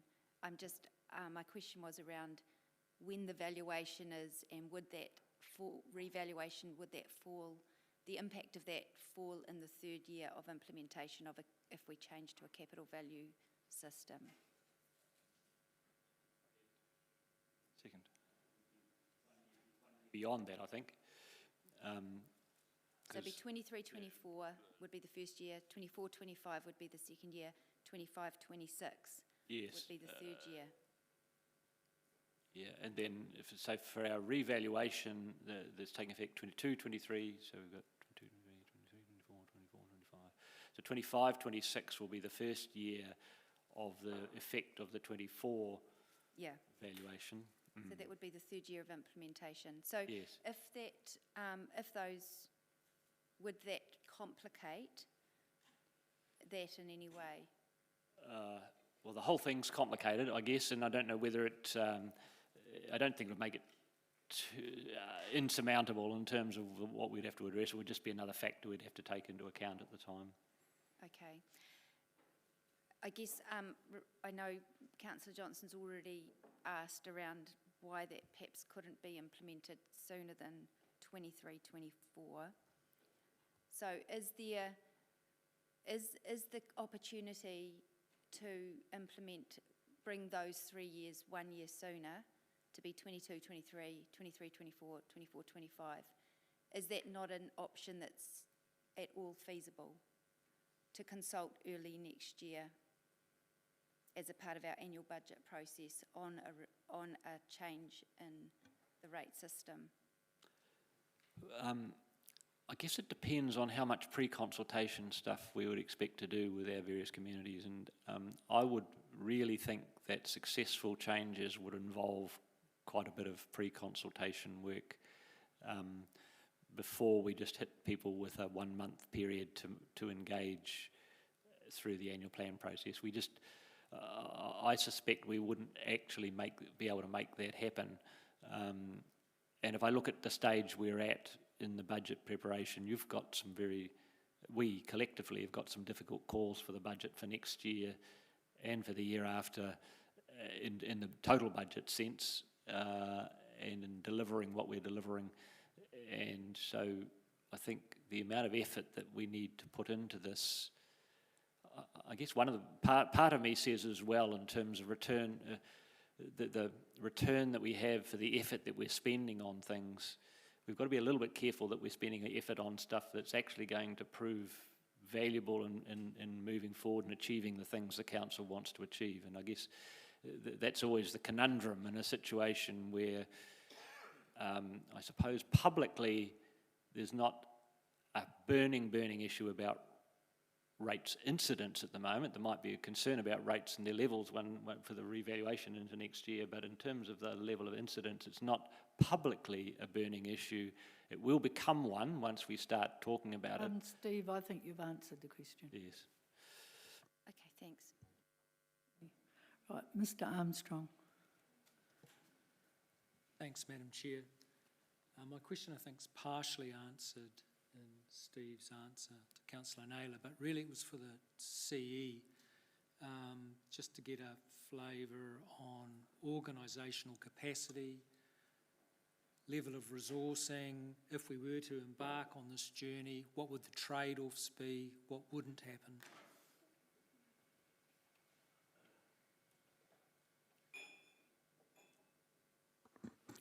I think it would be foolish to underestimate the level of resource that this process will require over the coming years. And if this was the desire of council, we would need to resource accordingly as we go through, both in staff and the finance area, also though in the consultation area as well. So in the strategy planning area and also in the communications area. So I wouldn't like to put a figure or a number on it, but in terms of staff, but I think you can expect that this would take a large amount of resource. Thank you. In an environment where resources are scarce. Yep. Thank you. Right, I have no further people in the queue, so no. Okay, thank you very much, Steve. We will now move the recommendations. Excuse me a moment. Yes, exactly. So, who wants to move them? Councillor Johnson. Yeah, I would like to move 1 and 2B, please. And seconder? Councillor Naylor. Councillor Johnson, you wish to comment, obviously. Yes, thank you. Yes, as you all know, this has been quite a long time coming, but nevertheless, good things take time, as they say about the cheese. So I think it's been a very good paper that we've been presented with in terms of lots of background. The briefing paper that Steve appended to it gives good background, and I think it outlines the arguments quite clearly. So I'll just try and pick out the main things. For me, the main reason why we should consider change here is that capital value is a tax that has a stronger link to income than other available funding tools, and therefore better supports affordable rates for all. And that, to me, is the fundamental driver of considering this change. There are other advantages to it, but that, to me, is the main one. So what we have at the moment is land value on its own being considered as the basis for the general rate. With capital value, it's the land value and the value of improvements. And so two people in adjoining sections where one has a very large and well-improved property compared to someone who has a small property, at the moment those two people are paying the same rates. But clearly their ability to pay the rates is not likely to be the same. When we look at, what are the trends in rating base across the country, since 2007, 12 councils have changed from land value to capital value as the basis of their rates. One has changed in the other direction. And so the majority of councils across the country, 71% in 2019, rate using the capital value system. And all the major metros use capital value. So we are actually one of the few city councils that still rates on land value. There are some other advantages in using capital value. And one is particularly if you're a city that's experiencing a lot of growth, as we are. So if you've got new subdivision, developed properties, if you're using capital value, add proportionately more to the total capital value than if you were just rating them on land value. And so consequently, those new properties pay a higher proportion of rates, and that evens out the burden of growth on the other ratepayers. The other opportunity is around the Three Waters reform, particularly around rating of utilities. So at the moment, we don't rate utility networks because they don't form part of the land value. But if we changed to capital value, we could. And this would definitely be an issue if the Three Waters reforms went ahead, because if Three Waters assets passed to new utilities, then our ratepayers, if we stayed on land value, would still be subsidising those in other areas that do rate those utilities. So that's a factor we need to consider as well. Hamilton, when they changed, they started their change in June 2015, about half of their ratepayers actually saw a decrease in their rates. So by all means, some people will, and the phrase has already been used once today, some people will be winners and some people will be losers in this. And we need to face that head on. And we need to be clear that some people will be paying more rates as a result of this and some will be paying less. But to my mind, if there's better alignment, which is what the report tells us and which is what the evidence shows us, but there's better alignment with incomes and ability to pay, then those who are paying more will be better able to pay more, and those who are paying less will be getting some relief. The other sort of advantages of using capital value are better accuracy at revaluation, because as we heard from Simon, there's quite a bit of careful calculation and looking that has to be decided to work out what the land value actually is, if there aren't many land-only sales in an area. Whereas if we're using capital value, then it's clear from the sale prices what the recent valuations were. The other thing, which are advantages but may not be kind of major reasons to do it, are things like the business rates aligning better with and being able to compare between cities. So if businesses are looking at rates here compared to rates somewhere else, if we rate on capital value and so does the other city, it makes it a clearer decision for them whether they come here or they go somewhere else. So that just makes it a little bit easier. So I'm not going to go on and on because I'm sure you've all heard enough about it. But basically, I think that this is a simpler system, it's a more transparent system, and it's a fairer system. And so I'd be very, very keen for us to change to capital value instead of land value. Thanks. Councillor Denison. Thank you, Madam Chair. I have been through this process a couple of times in the past, and we have had a community consult, and that was not conclusive. And this certainly is a political decision. I'd say that absolutely, it's a political decision. I would concur that that inconclusive feedback from the officer and the perspective you bring is how you would interpret the information. And that's if you've got the understanding of how you use UAGCs and the differentials and the weighting and all these other factors, so you've got a ground level of understanding the impact. Here's some facts though. I don't think, this is my personal view politically, I don't think people are thinking rates and the mix of capital and land value is a hot issue. It's not. No one's mentioned it to me this whole term. In fact, I can't even remember the last time they brought it up. In fact, I think it was the last time we reviewed it and stirred a hornet's nest up in the city and got everyone concerned. I don't think we need to do that. That's my political view. And so therefore, I'm speaking to a notice of motion that I'd move A, that we just stick with land values as the general rating and that being appropriate. And these are my reasons why. In the annual report that we're going to draft annual report later in the paper, it mentions the average house price in Palmerston North is 705,000, and that's increased 38.6% since June 2020. 38%, that's about almost a couple 100,000. And if that's a determinant, if people were in their house a year ago, that's an ability to pay. Home ownership, it's actually not challenging at the moment. Anyone that's bought a house in the last year has definitely got some ability to pay, because to get into your first home, it is challenging, and congratulations to everyone that has, but therefore, I reckon they've got an ability to pay, because they've known what the rates are on land value, and they've got a fair mindset of where that sits.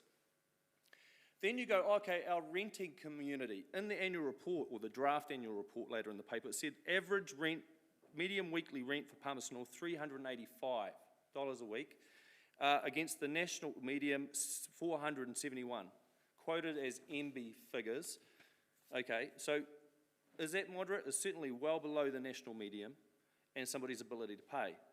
Okay, what's the difference of what will they end up paying? I thought this report was great, page 144 of our order paper, to get some basic idea what sort of figure we're talking about. In the report, it's page 34, but it's actually our order paper 144. And it goes through some basic scenarios using land value and capital value. And using the average land value and capital value, it's $2,842. You move across the next bracket where it says high land value and average capital value, or high land value and high capital value. It goes up to $3,522, which, just of a matter of interest, is about $680 difference. And you break that down per week as $13 a week, and we're going to stir up a hornet's nest for just using some basic scenarios of a figure of $13 a week. And I just don't think Palmy's needing it right now. There are so many other bigger issues that we need to engage our community on. And the linkage that's been raised has been a strong linkage for somebody's ability to pay. I just think that's just gone out the window in this last couple of years. The property market has been extraordinary. And I think until it slows down and lands, I think, and moderates this effect of this first revaluation, which has actually got the extremities in it, let that land and let's take a breath without trying to do a double blow, the kind of upper punch, and then do the killer blow. And therefore, that's the residential benefit. We've got businesses that have been struggling in COVID with lockdowns, and all the effect is redistributing the residential rate. Guess where it's weighted to go? Back on business.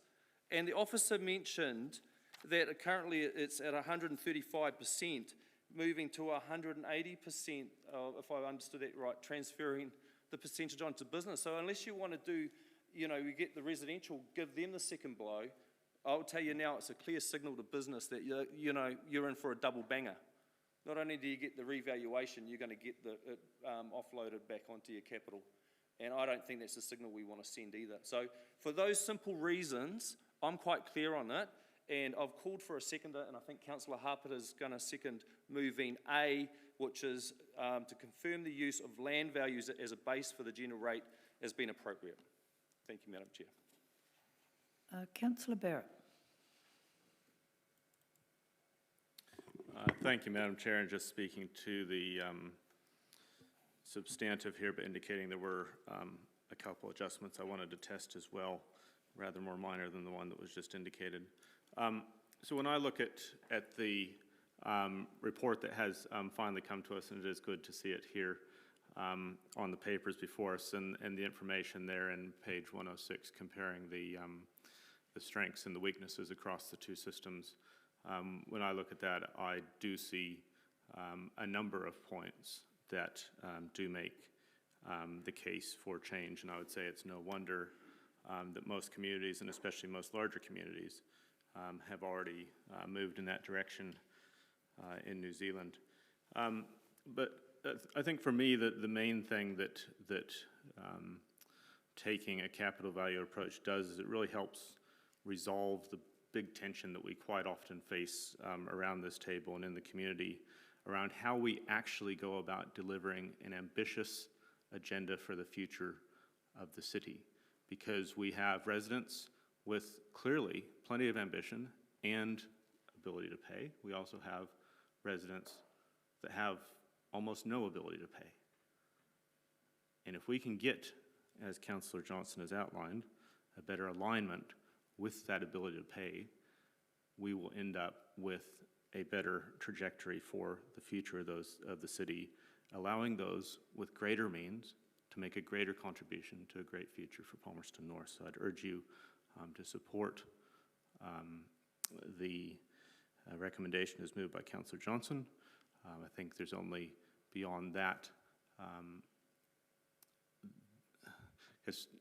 to sum up as well, we fundamentally do need to hear from the community on this. I don't have perhaps all the stings that Councillor Dennison has from future or former encounters with hornets' nests, but you know, we do need to ask the community about this, and it has been some time.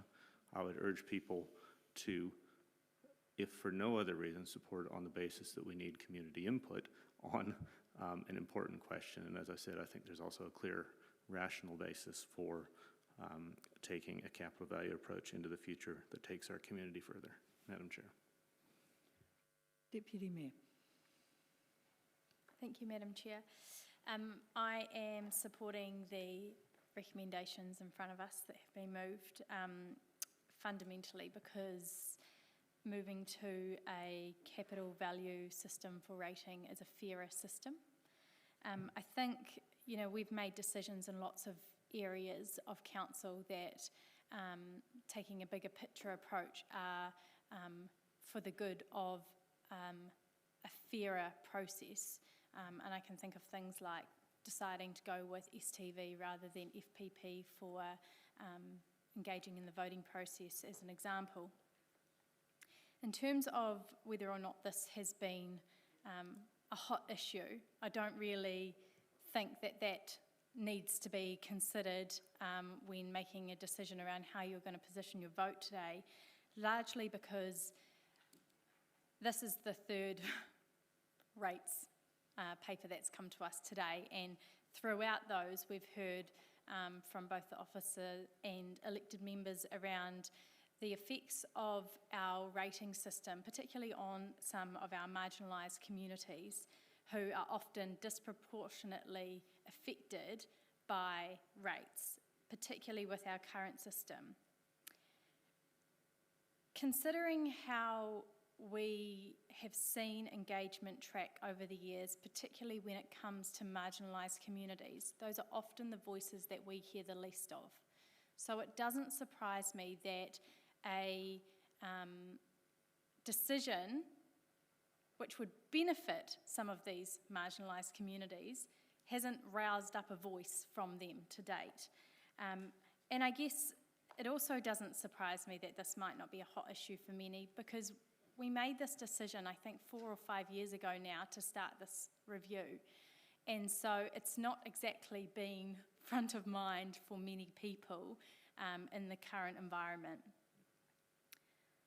In terms of the caution that has been thrown out there around stirring up the hornet's nest, I actually think a decision like this requires us to be a little bit bold in considering an intergenerational decision that does result in a fairer system. And so for that, I'm happy to stir up a hornet's nest, and I will be supporting this today. Councillor Bowen.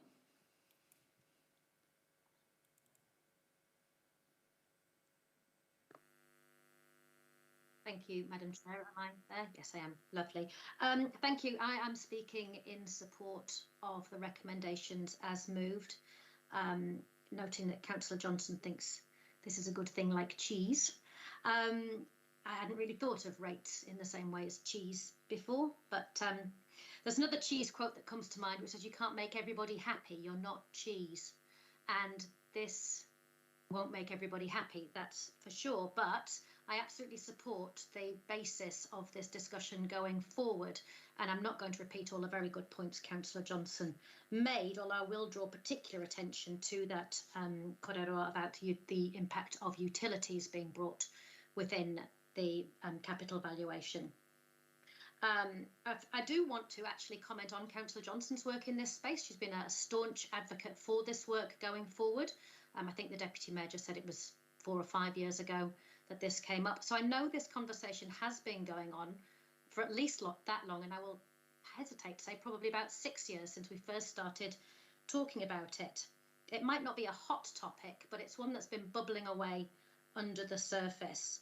And I wouldn't expect it to have pitchforks at dawn, but it is a significant structural issue, which I think it behoves us to consider from time to time. And I'm encouraged that this has been through the chamber from time to time, but not in my time. And I will value the opportunity to have my say on this intergenerational change. On the ability to pay topic that's been bandied around, this isn't something we're making up. Ability to pay is economic theory. It holds that those who have a greater ability to pay taxes measured by income and wealth should pay more. Proponents of ability to pay argue that a single dollar ultimately means less to a rich person than somebody who is less well off. Now, not many people I know in Palmerston North would classify themselves as rich, and that's probably half of the problem, because by comparison, many of us are. And that is what this seeks to address, is that redistribution across ability to pay, and that's why I'll support it. Thank you. Mr. Mayor. Thank you, Madam Chair. Look, this is political, and I just want to remind elected members that hornets do sting. So it is political, and we've heard lots of good commentary, and of course we can skew everything around to whichever way we want to. But as the Mayor, this is not a burning issue. It absolutely isn't. And I don't know why we're buying the hornet's sting. I just want to put you to page 108, where it says there's no definitive answer to the question of whether the present rating system, as modified from year to year, appropriately allocates rates between groups or ratepayers, individual ratepayers, has served the city well for many years without generating any significant adverse feedback from ratepayers. Has from elected members that want to stir up the hornet's nest, and there's obviously some around me, but it's not a burning issue at present. I have more issues with anti-vax. I have more issues about footpaths. I have more issues about community centres, more issues about community funding. So I know it is top of mind for some elected members, and that's cool. It's political. So I won't be supporting this. I ask you not to support it. We will have the hornets sting us. Councillor Naylor. Thank you, Madam Chair. Look, I won't repeat all the very good points that have been made by others already who are supporting this, but I just want to quickly say, you know, there will be people that are unhappy if we progress this because they will have to pay more rates. So as elected members, we deal with those people who are unhappy because they have to pay more rates for other reasons as well, and we have to defend those decisions, whether it be that we've increased the spending or whether it be re-evaluations. This particular issue is because it's a fairer system. And I mean, that's the thing I can't get away from. If we wiped the slate clean and had to start a system from scratch, I don't think there'd be anyone in this room who would say that this wasn't a fairer system. So I think we do need to be strong in this process and defend it because it's fairer. And I'm well aware that there'll be people who won't be happy, because nobody's happy if they have to pay more rates. But I think we need to stand strong in being able to explain the rationale to our community. If capital value has a stronger link to the ability to pay, and I think that makes it fairer. Thank you, Councillor. Are there anybody else wishing to comment? There's no one in the queue. So we'll go back to Councillor Johnson. I don't think I need right of reply. Thanks, Madam Chair. Okay, thank you. So we'll now go to vote.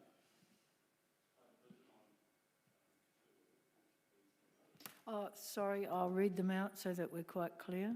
So that the council determines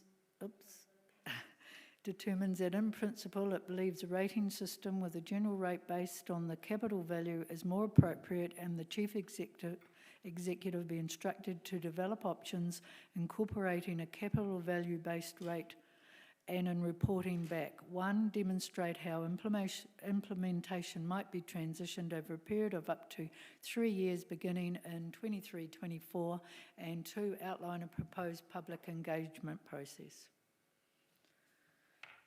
Madam Chair, can I call for a division on 2, please? Oh, sorry, separation, to have 2 separately, sorry. I was just going to say, you do get a division. So we'll separate. So we will do 2 first.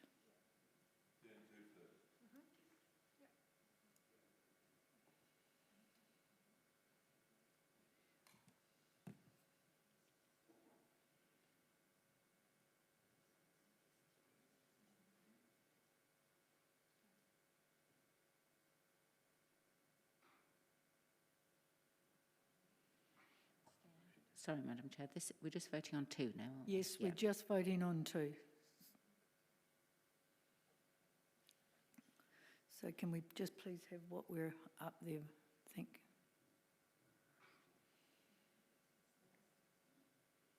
Yeah. It's all right, we're getting there, just patience.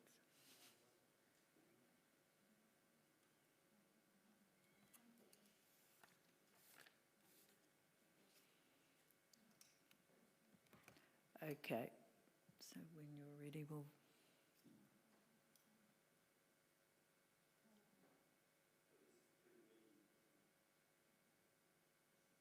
This is 2B now, yes. Okay, so vote.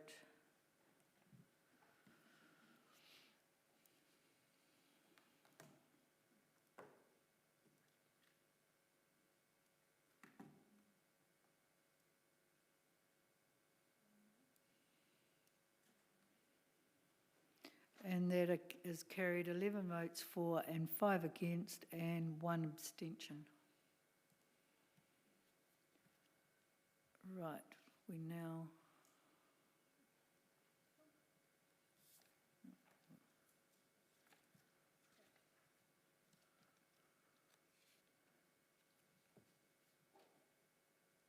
We're going back to number 1. So I'll just read out number 1, that the Chief Executive continually review aspects of the rating system and in particular investigate options for introducing new targeted rates for the 23-24 year and also for a revised trigger mechanism.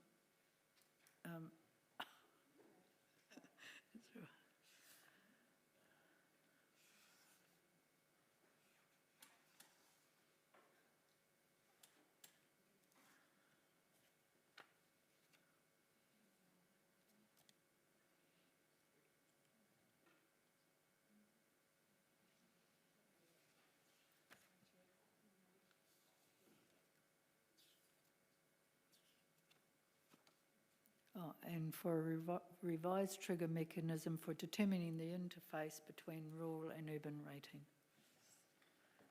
Okay, so we will vote on that.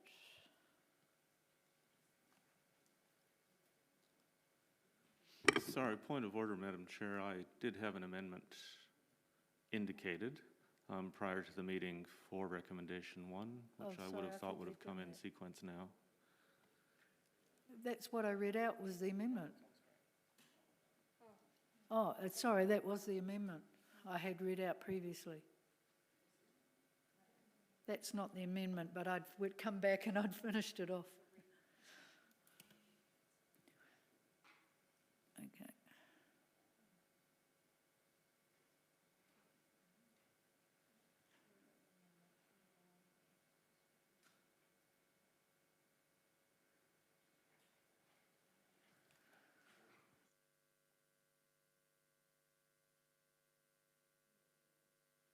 That's what I read out.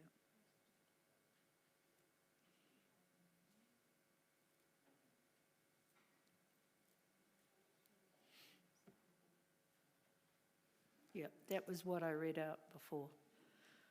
So that's what we're voting on. did you want to speak to that amendment? Yes, sorry, my understanding of process was that the amendment was coming later, and I just wanted to outline it, because I think most people will have thought that they were considering what was on the papers, perhaps. So I did want to give some context around this. Okay. Thank you.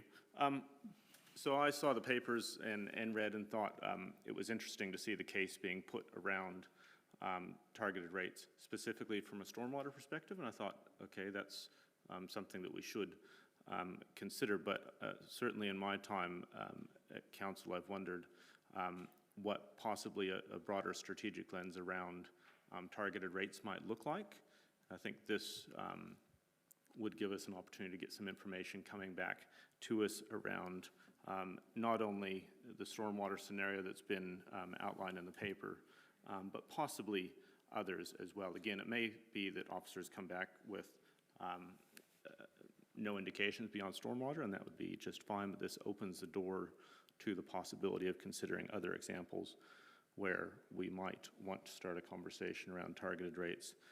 3 examples that sit in my mind around big strategic challenges that we actually struggle to fund as a council. Things in the transport space, things in the built heritage and earthquake space, and things in the climate response space. I think there's some examples where we have substantial challenges around funding, the amount of investment needed to address some of the challenges that we face.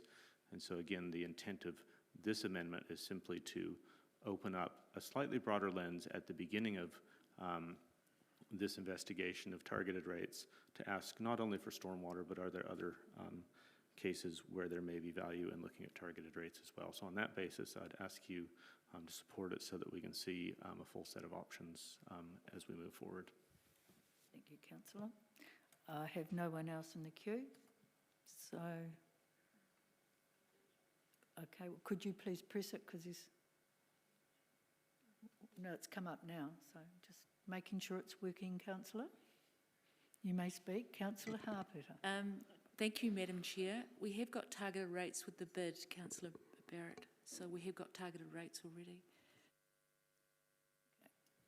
Anybody else wish to comment? That's there.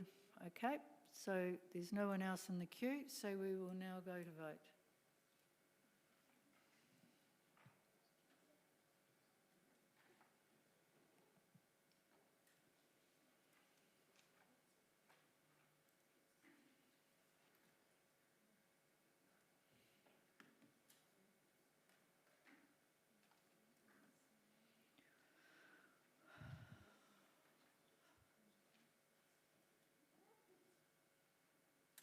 Has everybody voted?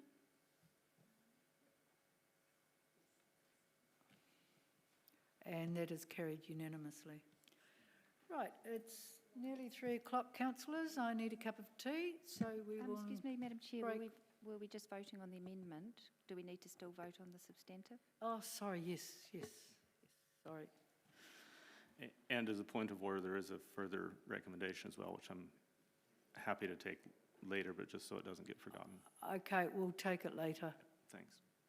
And it has, I haven't got a copy of it, so we'll move to the substantive. That's why I need a cup of tea.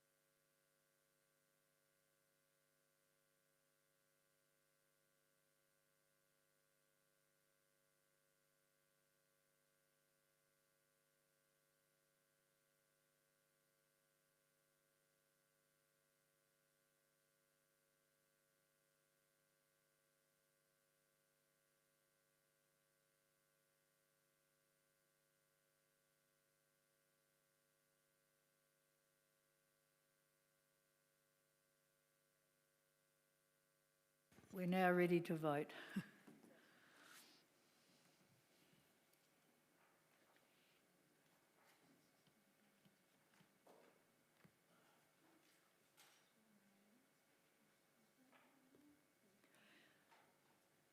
And that is carried unanimously. So we'll move for a cup of tea till 3:15 and then we'll do your amendment after that, councillor.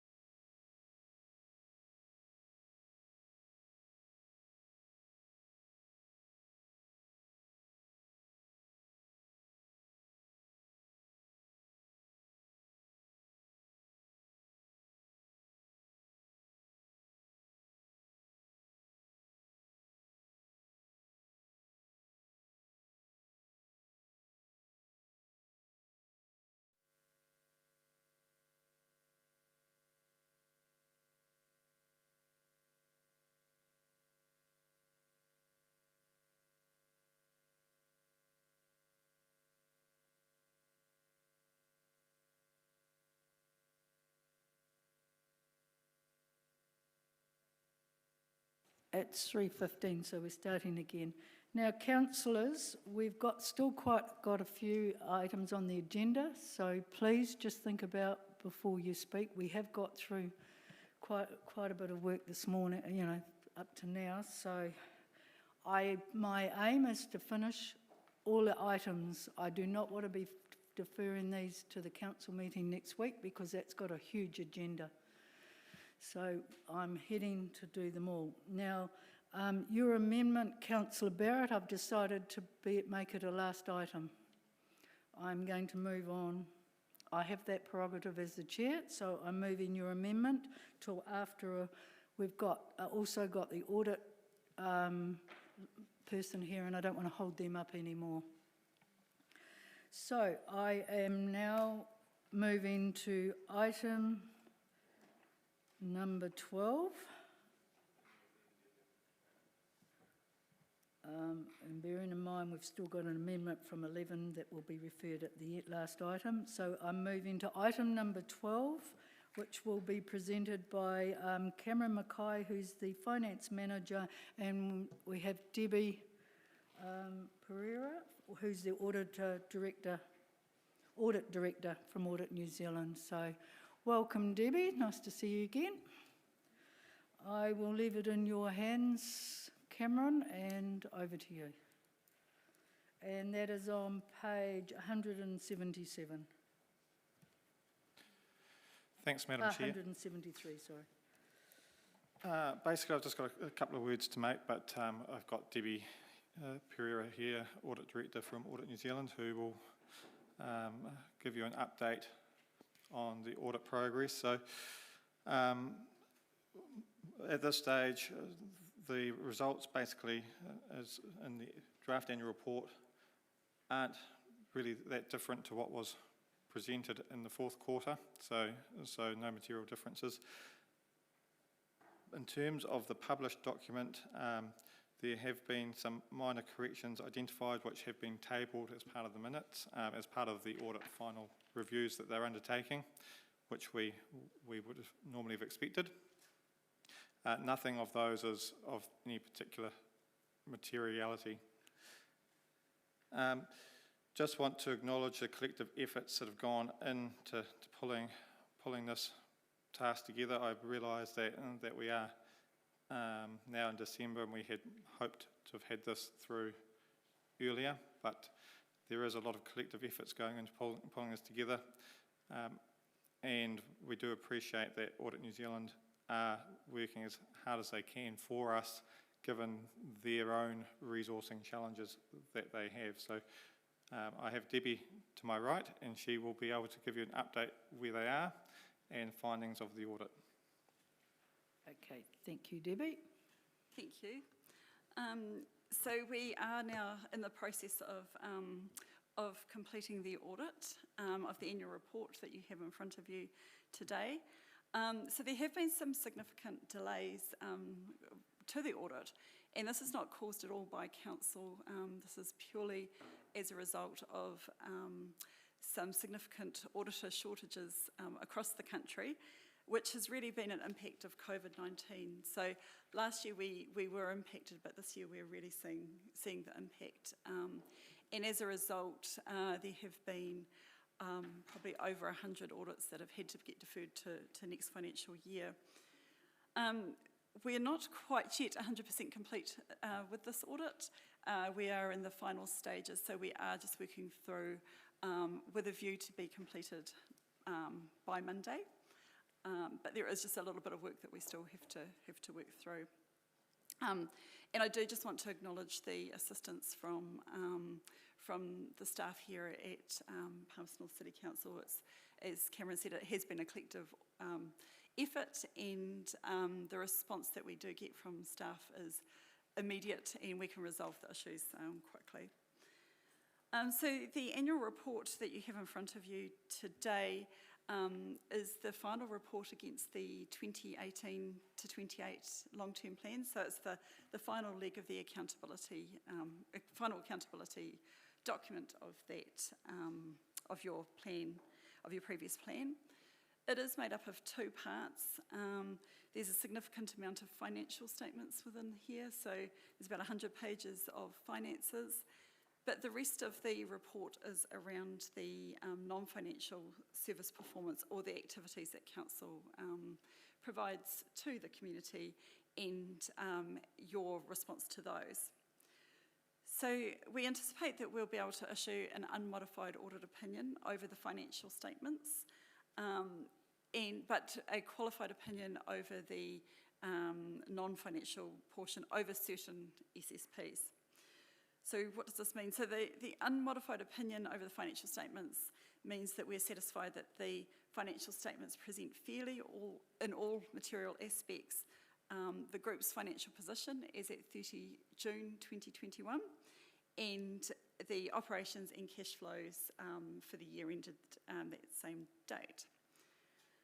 The limitation of scope around the non-financial performance is the same limitation that we had last year, and that's around a handful of performance measures around the Three Waters complaints and the attendance and resolution times for those complaints. So council has been working with DIA, and I understand DIA is looking at those measures.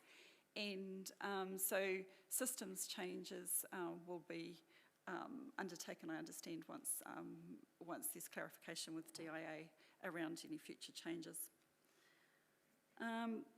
The audit opinion also includes an emphasis of matter, just referring to within this document in note 31, which on my document's page 200, is a post-balance date event note making reference to the government's announcement on the 27th of October around the Three Waters service delivery, which is going to be an all-in approach.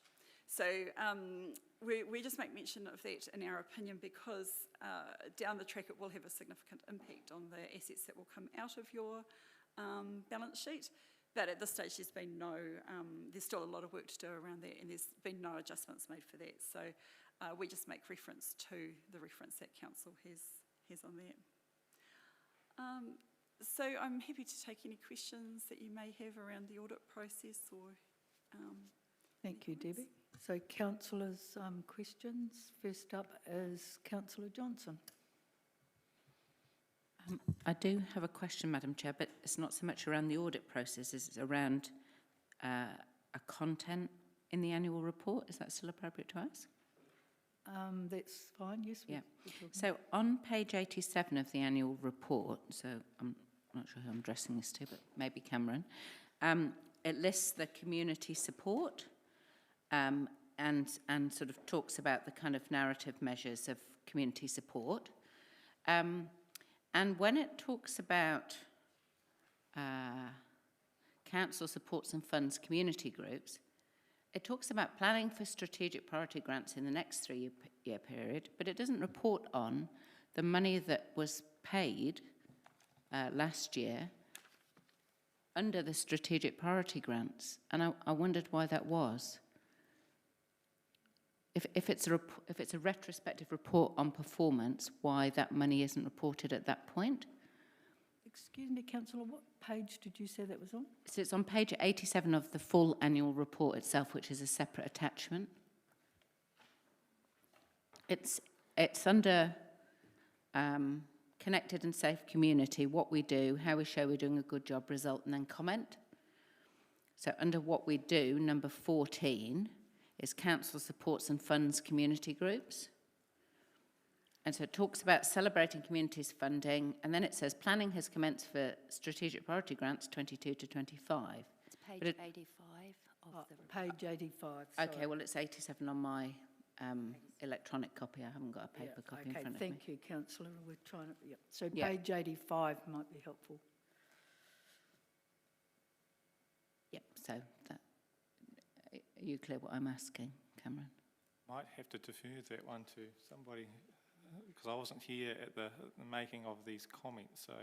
Okay. CFO or? Or the Chief Customer Officer? I don't know the answer to your question, but what you're looking at and referring to is the non-financial measures. Well, it is, but at the same time, there's a note of the money that we distributed under the Celebrating Communities funding, and there's a mention of the planning for the SPG, but there's no comment on how much money was distributed to groups under the SPG. Doesn't it say it in the paragraph above the one you're referring to? 68,953. No, that is the Celebrating Communities funding. The SPG should be about 1.2 million.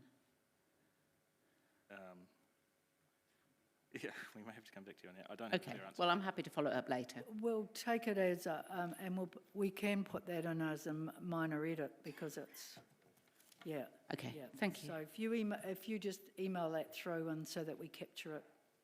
We've got it? Have we got that? Yep, okay. So anything else, Councillor? No, that's it, thank you. Okay. Mr Armstrong. Thank you, Madam Chair. Thank you for the information, and I guess just an observation, there's an enormous amount of work that's gone into getting us to here, so well done. My questions, firstly for you, Debbie, just on the process of getting to this point, I understand that you're still wrapping things up, but I mean, have there been any disagreements, points of difference between management and the audit team? Is there anything material that we should understand or know about? Yeah, so through you, Chair. No, there hasn't been anything significant points of difference. There hasn't been a lot of changes coming through, and we will prepare what we call a report to council coming out of this audit, and that will cover things such as if there's any control improvements that we see, and there isn't a lot of new things. We're commenting back on some of the old things. We're still to draft the report and get it through to management, but there's nothing fundamental coming out of that. Because that was actually my next question. Just then, so thank you for bringing that forward, and good to hear that there's nothing massively material in there, but when is that report due to be complete? So the report will be completed once we've prioritised getting the audit opinion ready, and then so it'll be in the new year, and then it will come back to this meeting. Last year's reports are actually in this meeting, in this agenda. Well, that's part of the reason for my question. Yeah. Okay. But we will follow up on what we found last year and comment on those as well. Thank you. And then just on a related vein, I mean, my assumption is that there's a series of representations that are completed by the CE and the management team, and they flow through to you, and I'm assuming they have been completed? So they haven't yet been completed, but they will be. So what we do is we will issue the representation letter, which gets signed by the Chief Executive and the Mayor, and anything that we have that is an uncorrected error that's not material but that reaches a level of significance, we will also put into that representation letter. So we provide that at the end. So thank you. Yeah. And then thank you, Debbie. Then just a question of a little bit more detail on page 172 of the report in the financial statements. I was just interested for any commentary perhaps from you, Cameron, or Stuart, on the increase in accounts receivable year on year, the ageing of those receivables and the level of impairment provision that's provided. Yeah, I can comment on that. The significant difference is in the Three Waters money. So we were promised somewhere around $9 million and we hadn't collected it all by the end of the year. And I believe there's also some government money for Papioia Place, which we hadn't quite received the cash for. And so that's the explanation for the difference in value. So it's not a general, it's not a general increase. Extension of receivables. No, it's a few specific very large bills. Okay, thank you. Thanks. Thank you very much. Okay. Councillor Naylor. Thank you, Madam Chair. I'm just wanting some clarity on a couple of points about whether they would fall within minor amendments or whether they need some correction in the meeting here. I'm looking at page 171 on the electronic copies, which is 167 on the paper copies. In the paragraphs, in the third paragraph, about halfway in, it talks about the income from hearings committees and also district licensing committees. And the last sentence says that fees received by councillors who have sat on these committees are included under the heading monetary remuneration, non-salary. If we look at the page prior to that, it appears that those amounts are included in the non-salary column for the 2020 year, but it appears that for the 2021 year, those amounts have been included in the annual salary, which effectively perhaps distorts slightly or explains why there is quite some significant variation in that. So I do think that probably needs to be corrected, and I'm just wondering if that would be a minor amendment or whether that needs to be corrected through the meeting process today. I'm not sure who determines that. I would agree that the inconsistency is not desirable, and it probably does need to be corrected. And I'm looking to Debbie for guidance on that to some extent. I think we'll correct that. Yeah, I would agree. At 4:45 tonight. It's consistent. It's also a number that's not correct in there for Councillor Dennison for the 2020 year, so that also would. So are you suggesting that can be the minor amendments? Or? I'm happy for it to be considered under minor amendments as long as Debbie's happy, because they have to audit this. Yep, thank you. And the second issue, which is of a similar nature, is at the bottom of that same page in the remuneration brackets, and the bottom two lines, the second to bottom line says between 160,000 and 399,999. Then the next bottom line says 240 to 379, and so that's quite confusing, and I do wonder if that needs to be clearer, that the 11, which category those 11 fall within. Yeah, I suspect the 160 is a typo and perhaps needs to be fixed under the minor amendments too. Because the line above is 160 to 239, yep. I assume the next line, 240. There's two lines there that I assume should be merged into one. Okay, I'm happy to leave that to a later date and deal with that under minor amendments then. Thank you. Thank you, Councillor. Councillor Barrett. Thanks, Madam Chair. Just a quick query around content as well. In the annual report summary document around EcoCity lists a number of key achievements there. And one of the key achievements is that we increased the range of materials diverted from landfill. And my sort of main recollection of last year was that we actually stopped the collection of a number of categories of plastic. So I would think that perhaps members of the public might be thinking that actually there's a smaller range of materials being diverted. So I just wondered what we would tell the members of the public that asked us to explain what that we mean by that.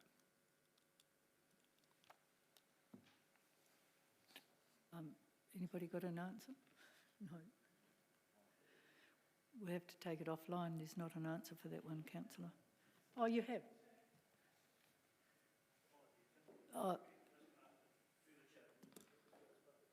Yep.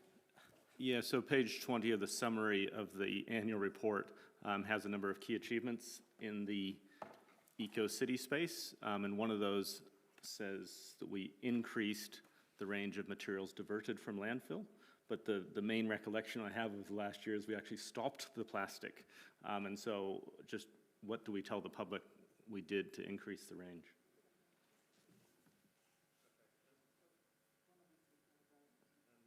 So I might let Natasha help with this question too, obviously a bit on the fly. We have increased some materials like flat glass, etc., but we have reduced the number of plastic resin numbers that we divert. Yeah, and things like cooking oil through our Ferguson Street. So there are a number of things we've increased, but you're quite right about the plastics have decreased.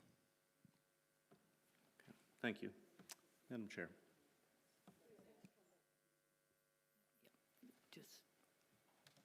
Okay, thank you. And CFO wants to use. I was only going to add something that may or may not be useful, in that this is the annual report to the 30th of June 2021. I believe the plastics were stopped post that.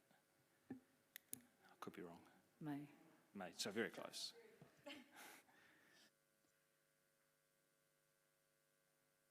Okay. Mr Armstrong. Thanks, Madam Chair. Apologies, I did have a question which I was going to ask later, but I'm not sure if you're going to be here for the rest of these papers, Debbie, so I'll ask it now.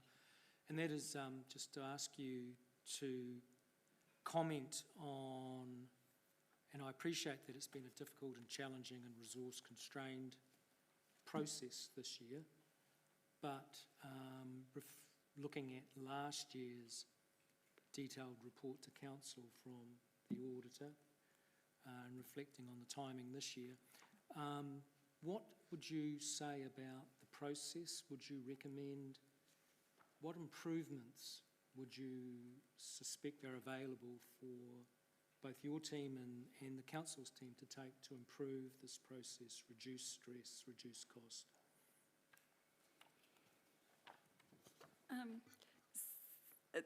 It's a bit of a tricky one, but I think if we could open the borders again, then we would be probably reducing a little bit of stress from the auditors. We do get a lot of our supplementation staff coming internationally. We get it through the firm, so that has put a factor. But in terms of recommendations for Council, we don't have any burning recommendations saying that Council needs to do anything better. I think they've done a really good job at preparing a really detailed annual report and working with us. So I think it's a bit of a victim of the circumstances that we're in, and we will all hope that we can sort of start to overcome some of the restrictions. Yeah. Thank you. Are there any further questions, councillors? No one in the queue? Okay. Thank you, Debbie, and thank you, Cameron. So I'm happy to move the recommendations, and thank you, Councillor Naylor, and that the annual report 2021 and summary annual report 2021 be adopted. 2, that the Council note that an auditor's opinion from Audit New Zealand would be expected to be received following recommended adoption by Council on 20th of January 2021 and Council signing off of the reports. That delegated authority be given to the Chairperson and Deputy Chairperson of the Finance and Audit Committee to make minor amendments to the Annual Report 2021 and Summary Annual Report 2021.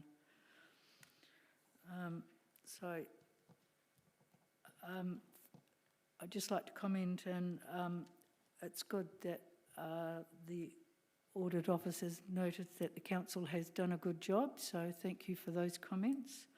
And I think we need to acknowledge that we've had an elephant in the room for the last 18 months, which is the Three Waters, and that's going to continue to dog us till we actually know what's going to happen. So I think we acknowledge that. And I'd just like to acknowledge this work of the staff and everybody that's put all this together. So thank you. So is there any other comments? We'll move, none, so we'll move on to vote.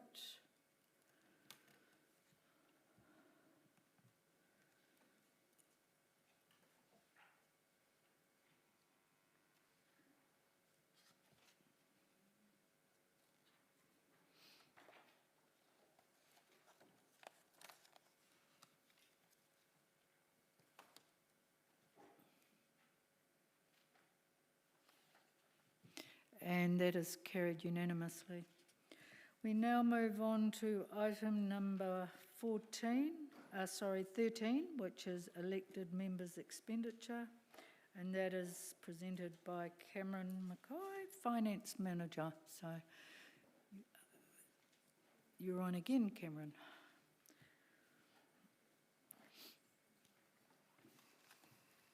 So ready when you are. Thank you, Madam Chair.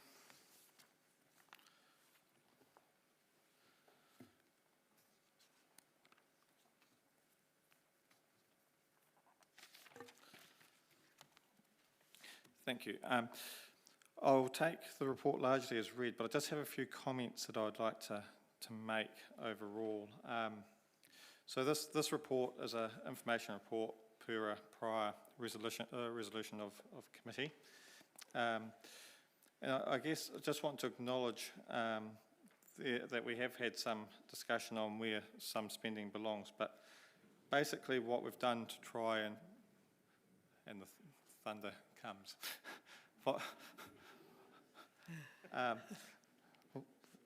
What we've tried to do to try and provide a little bit of extra clarity to the report is included table 2, just to provide that little bit of further breakdown on hospitality. These transactions have been included as part of the 2021 annual report and audit, which we've just had previously, and no issues have been identified through that process. So we've left the spending where the spending has originated, which was through the Mayor's office, being that it's been through that audit process. And just want to highlight as well that the actual spending for the year, controllable spending for the Mayor's office has come under the budget allowed for the year. Thank you. Right, are there any questions for Cameron? Councillor Naylor. Thank you. Thanks for the report. Most of it's pretty clear, but there was one bit that I didn't quite understand. The page 178 under actual hospitality, the 33,000, that's broken down on the next page in table 2, as you mentioned. On page 180, there's another, under the credit card use, there's hospitality 6,271. Is that in addition to these other amounts, or are they included in these other amounts? And if so, I'm trying to work out why the credit card part of table 2 at 10,000 was different to the credit card hospitality on table 6. Sorry. I can have a crack at answering that. Sam will put me right if I get it wrong. My understanding is that the table 6 is a subset of the other 2. Yep. And the credit card sitting in the top of table 2 is both the Mayor and his EA. They both have a credit card, so it's a combination of the 2. Okay, that makes sense. That's good to clarify. Thank you. Councillor Barrett. Thank you, Madam Chair. Thanks, Cameron. My questions relates to the top of page 179. I was a little bit surprised to see the Mayor's office get tagged for staff milestone catering. Just, is that more of a journaling thing, or is that more of an exception where we needed this Mayor to meet the costs of a specific milestone? That is, it is something that has, I guess, grown into a custom, and it's where staff have long service. So the Mayor is acknowledging 25 years of service and I believe 40. So it's relatively infrequent, but I guess a common custom for the Mayor to shout morning tea for those who are long serving. Acknowledge the long service. Great, thank you. Okay. Are there any further questions, councillors? Okay, no further questions, so thank you very much, Cameron. And I'm happy to adopt the recommendations. Oh, better get onto the right page, 177. So the recommendation that the memorandum titled Elected Members Expenditure 2021 presented to the Finance and Audit Committee on the 15th of December 2021 be received. Thank you, Councillor Naylor. Do you wish to speak, Councillor? Oh, okay, sorry, I didn't see it. Okay. So I'm happy that the expenses are under budget, so there's nothing more to be said about that. The report's quite self-explanatory. Is there anybody? There's nobody else in the queue, so we'll go to vote.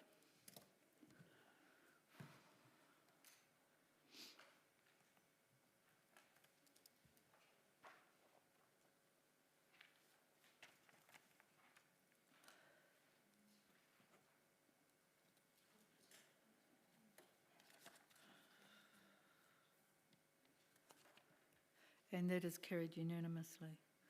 Right, we're now on to item number 14, which is the costs and options for provision of one free rubbish bag per month to low-income households, and it's presented by Mike Monahan, the Water Operations Manager, and Natasha Hickmont, Rubbish and Recycling Engineer. So when you're ready.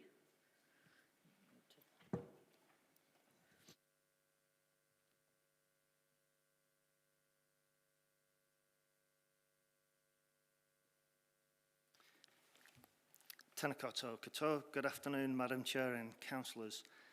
Thank you for the opportunity to present this report titled Costs and Options for the Provision of One Free Rubbish Bag per Month to Low-Income Households. We suggest that the report is taken as read, but there are a couple of important points within the report that I just wanted to highlight to members. In our audits of the recycling trucks, when you look at the data in the graphs on page 189, you can see that the economic drivers clearly don't relate directly to our community's recycling behaviours. And approximately 35% of Palmy's residents buy our rubbish bags, and that fully funds the curbside rubbish service. If we increase the costs of the service to these current users to pay for the bags, there might be unintended consequences. And lastly, our data suggests that those households that do utilise the curbside bag service place out, on average, 1.2 bags per week. If we provide 1 bag a month for users to fill and present for collection at any time, that won't fully meet the average need of the user. When we get severe contamination, it contaminates the whole truckload, and then that load is disposed of to landfill. Thank you, Madam Chair, and we're happy to take questions. First up is Councillor Johnson. Thanks, Madam Chair.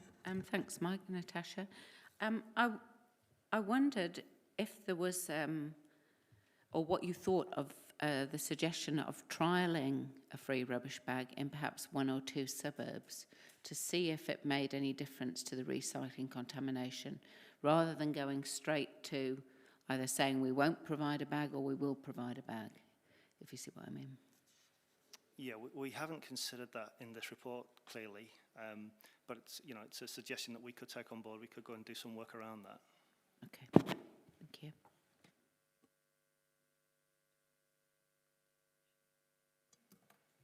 And Councillor Dingwall.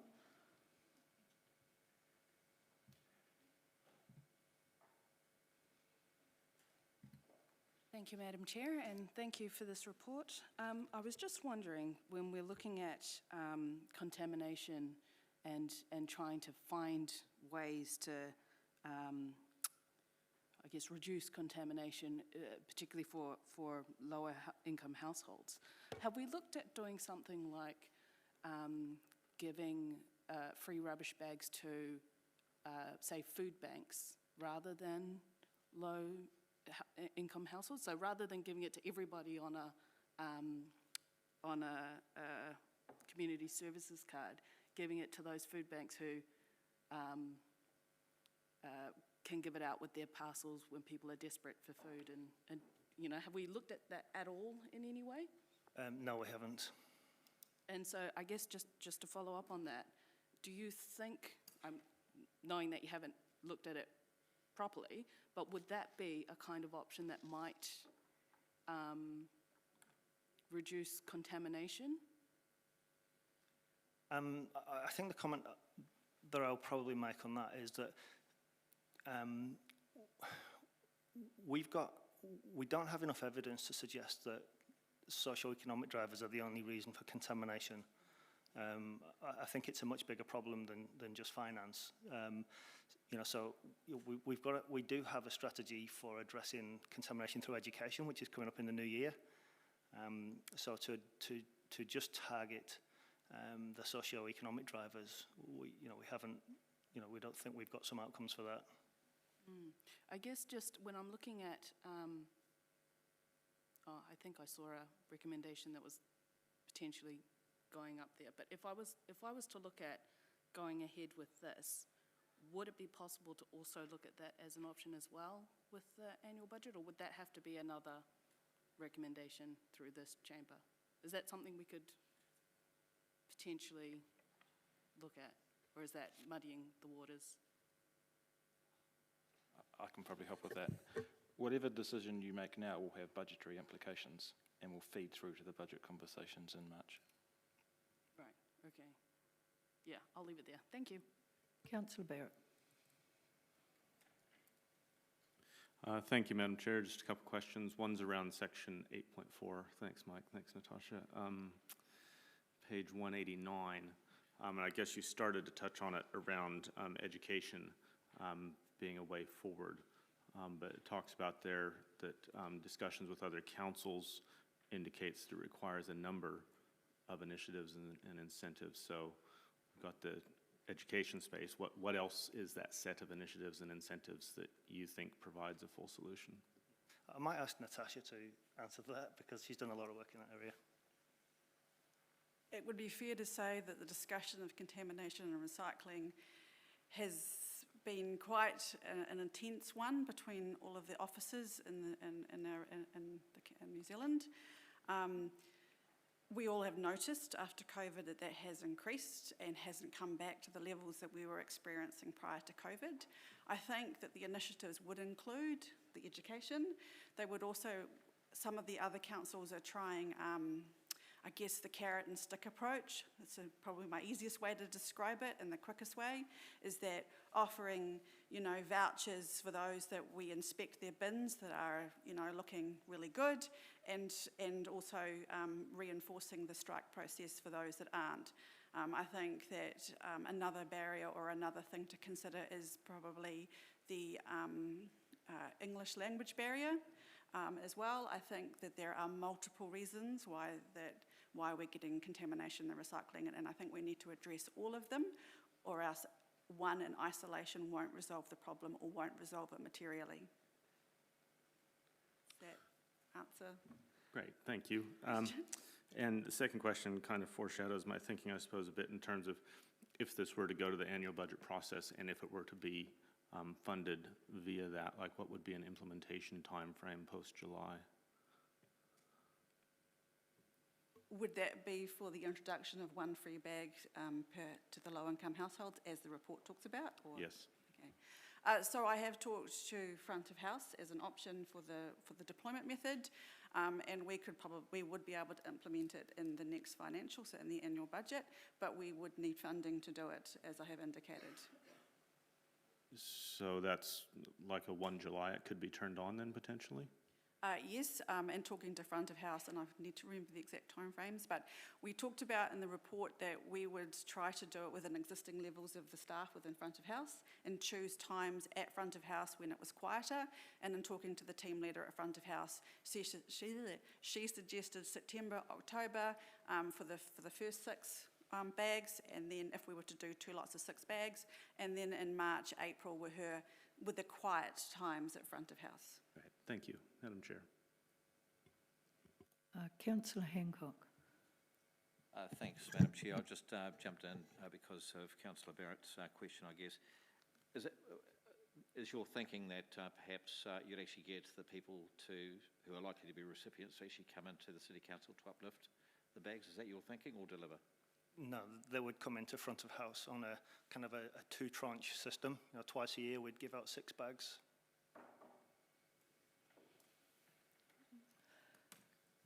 Yeah, okay, thank you. But yeah, perhaps I'll leave it to comment. Thanks. Okay, thank you. Are there any further questions, councillors? Okay, there are no further questions. Thank you. Right, we have the recommendation that the committee resolve that the memorandum titled Costs and Options Provisions of one free rubbish bag per month to low-income households presented to the Finance and Audit Committee on 15th of December 2021 be received for information. We'll do this one first and then we do have another amendment. So we'll vote on this first. Thank you, Councillor Naylor. And we'll go to, does anybody wish to comment?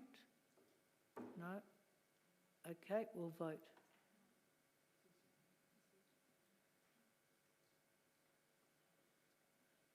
Sorry?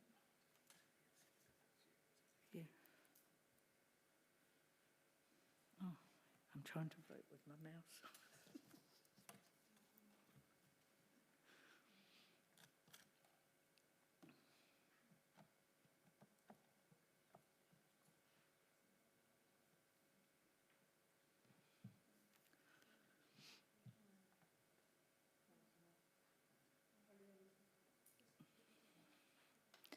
And that is carried unanimously. Now we'll move to the amendment, or the recommend, whatever it's called now. So the council resolved that the CE prepare a program enabling provision of 1 free rubbish bag per month for community service card holders for council consideration in the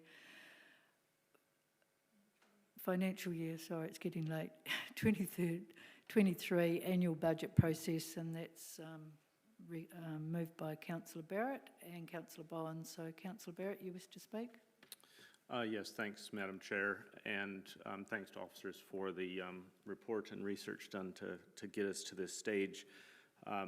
Clearly what we have in front of us is a simple question of do we want to fund this or not, and that's a question that's actually best answered in the annual budget process. So that's the suggestion, to take this information, take the feedback that we've heard from other elected members about potential other modalities of distribution, and bring it into the annual budget where we can line it up alongside other things for consideration.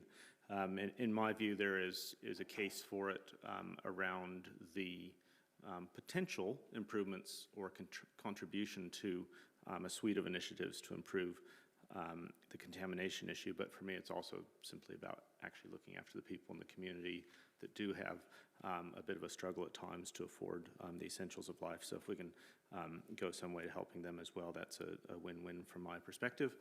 So would ask for your support to see this through to the annual budget process, where it can be considered alongside other initiatives. Thank you, Councillor. I have no one else in the queue, so we will go to vote.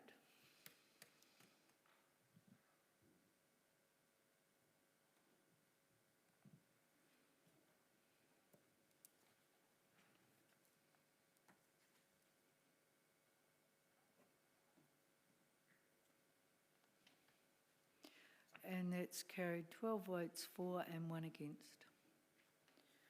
Right, we now move on to item number 15, which is the updated 2022 Business Assurance Audit Plan, and that is presented by our Business Assurance Manager, Masuma. Ready when you are, Masuma, and that is on page 195.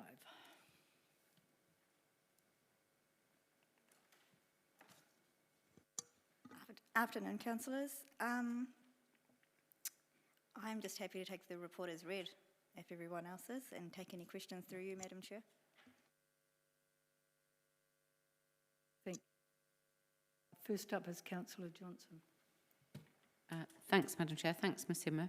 I'm just wondering if you feel comfortable with the longer time scale for these audits, or whether additional resources would enable you to get the programme back on track.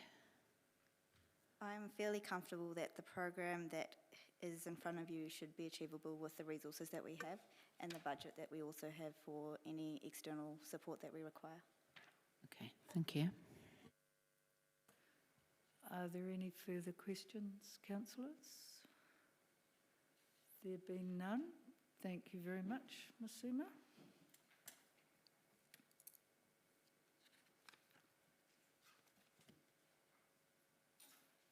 I'm happy to move the recommendations. Councillor Barrett, and I'll second them.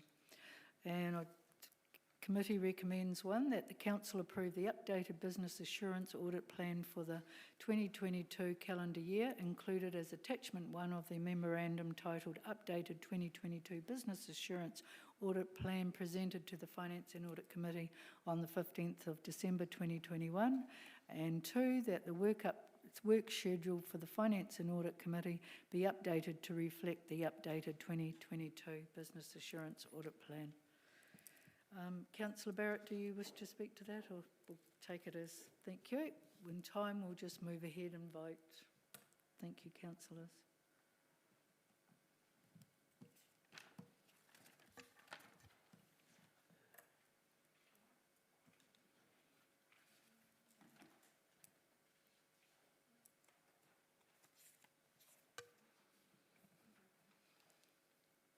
And that is carried unanimously.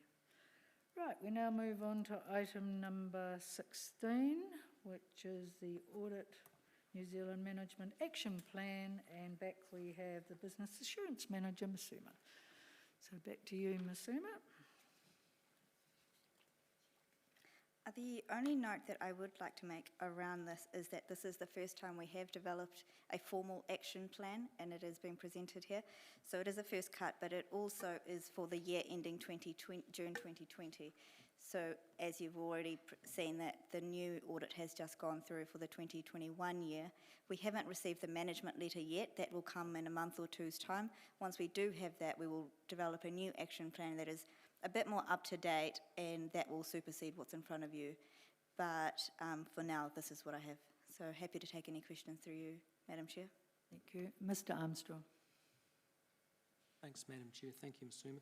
My question is, why is it that we are receiving and looking at this management letter from 2020 now? Why has it taken so long? What's been the hold-up? It's basically when we received the report from Audit NZ, and that straight after that we started developing the action plan. We did receive it quite late because there were delays to the audit for the previous year due to COVID. Okay, thank you. Councillor Hancock. Yeah, thanks, Madam Chair. Thanks, Masuma. Look, can I just ask you a question just around paragraph 4.6 on page 209? Just in terms of high leave balances, when was that brought to the attention of council by the auditor? What year, do we know? Sorry, could I just get you to repeat the question? Yeah, sorry, the high leave balances, paragraph 4.6 on page 209.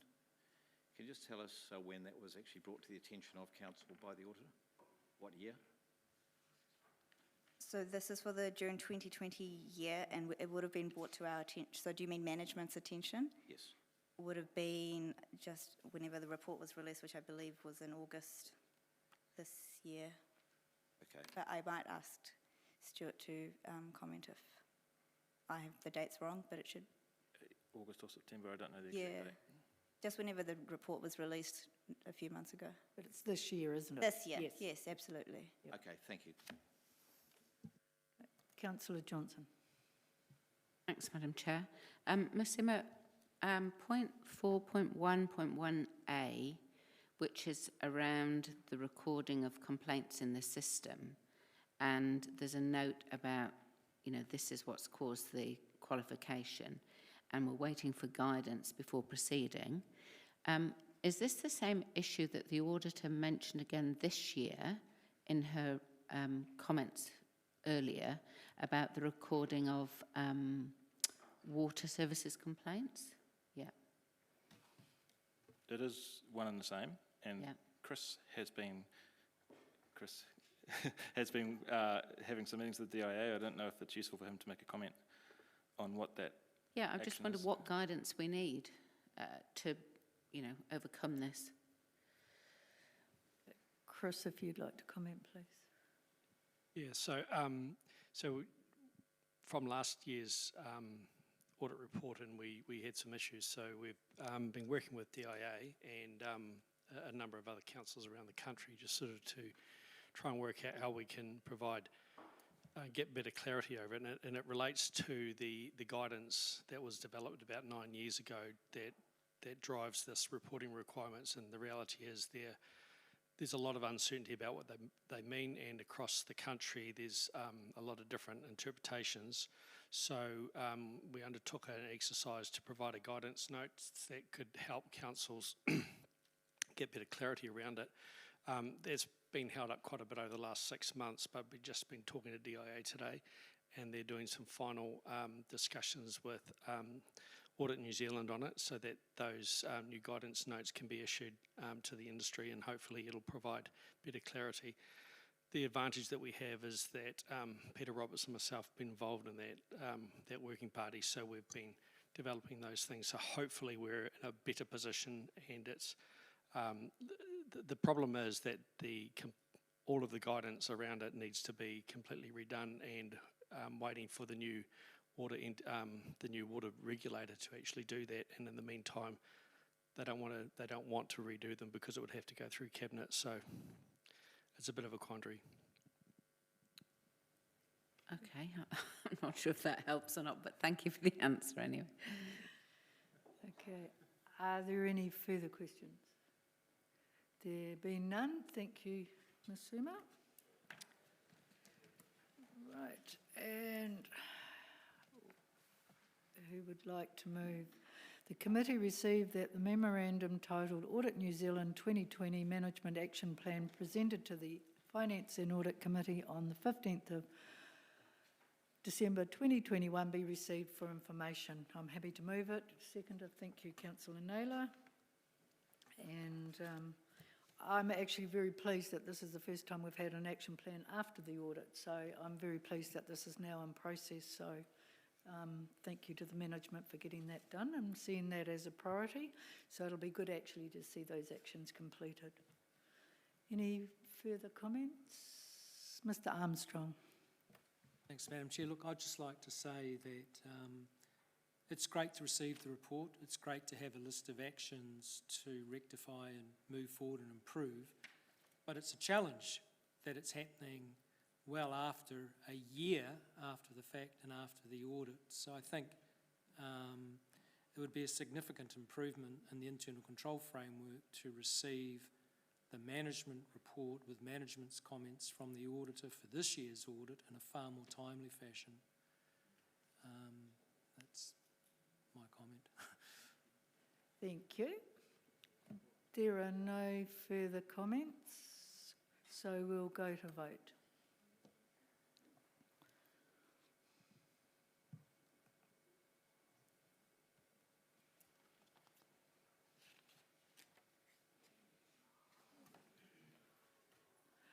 And that is carried unanimously. We'll now move to Councillor Barrett's amendment or recommendation. I've lost track of what it is now. So if we can get that up on the screen when you're ready, ladies.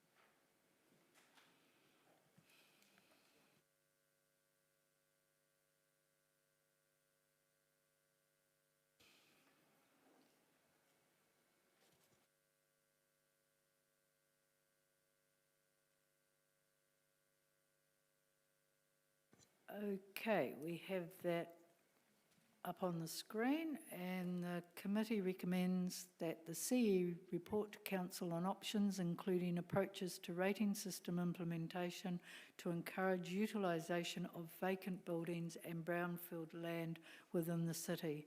And that is moved by Councillor Barrett and seconded by Councillor Bowen. I'll let you speak to the recommendation. Thanks, Madam Chair, and just noting that some colleagues are wanting to get on the road, so I'll try to be brief. This is something that really came up right back when we first had a discussion about possibly reviewing the plan or reviewing the rating system, and that was also canvassed to some extent in the recent workshop that we had around how the way in which a rating system is implemented can influence outcomes in terms of effectively land banking, and wanting to make sure that we're keeping an eye on opportunities within our consideration of the rating system that might help address some of the issues that the council currently faces around land banking. I've put it forward as a separate recommendation because I certainly didn't want to hold up the good work that was already in train with the officers' recommendations, but I would like to keep this as something that we have an eye on. And so this recommendation simply asks for a report back so that some of that advice that we got in the workshop can actually be seen and considered at council. So ask folks to support on that basis. Thank you, Councillor. Are there any other? Oh, Councillor Bowen. Thank you, Madam Chair. Yes, just briefly to support this recommendation clearly as the seconder. I'm in favour of it, but particularly, and this reflects back to discussions today about what are hot topics. I often get asked, and I'm sure many of you do too, about what can council do around vacant buildings and about development of brownfield sites. And it seems to me that there's something here we can do, but we don't know what that is yet. So I'd encourage support. Thank you, Councillor. I'm just going to speak against this at the moment. This just came to my attention as an amendment just prior to this meeting, but not even this morning. It came 8 minutes to 9 this morning, and I just think this has implications. And one thing I'm really concerned about is those buildings are owned by private people. So we're starting to get into telling people what they are going to do with their buildings. So I'm just, because I don't know what I don't know, and I just think this is so late to be coming to our attention, that I just think we need some more information about what the sort of buildings that you're talking about and the ideas around it. And this is not giving the CE the correct sort of direction as to what we would want to do with that.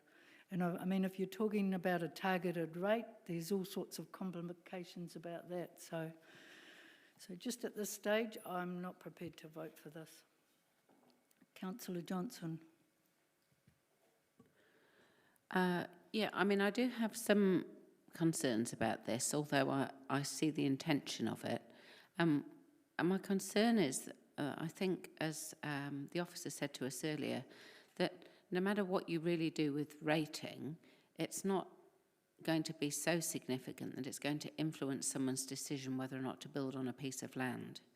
It would have to be a very high disincentive or incentive to change that kind of decision about whether or not to build or to develop something. And so I'm not fully convinced that a change to the rating system implementation would be effective in doing this. But despite that, I mean, I'm happy to see what comes out of this. I just am a little doubtful as to whether or not it could be effective in achieving what obviously wants to be achieved. Councillor Dingwall.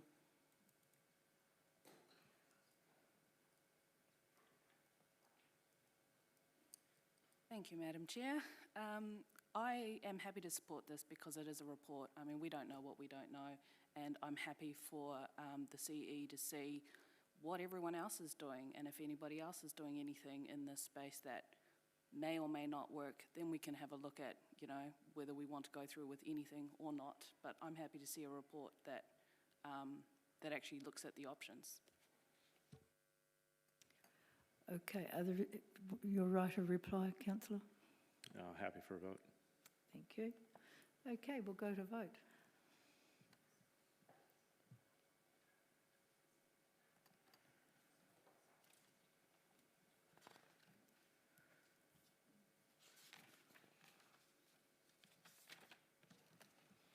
And that is carried 10 votes for and 3 against. Right, we're now on to our final item of the day. We've made it. I am happy to move the work schedule. Do I have a seconder? Thank you, Councillor Finlay. Is there any questions or comments around the work schedule? Councillor Hancock. Yeah, just a query, Madam Chair, just in terms of item 6. Are we any closer to a time frame for that report? Thanks. That's around the Victoria Esplanade, item 6. Has anybody got an update on that? There's no one here, sorry, Councillor, so perhaps if somebody takes it offline for you and flicks a... Yeah, thanks, Madam Chair. Yep. Thanks. Is there any other questions? Answer. Okay, we'll go to vote.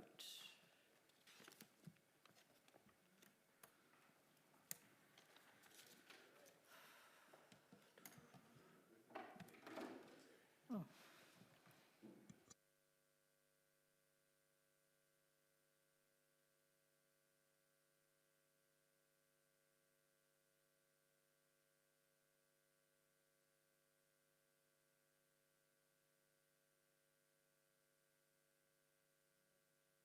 And that is carried unanimously.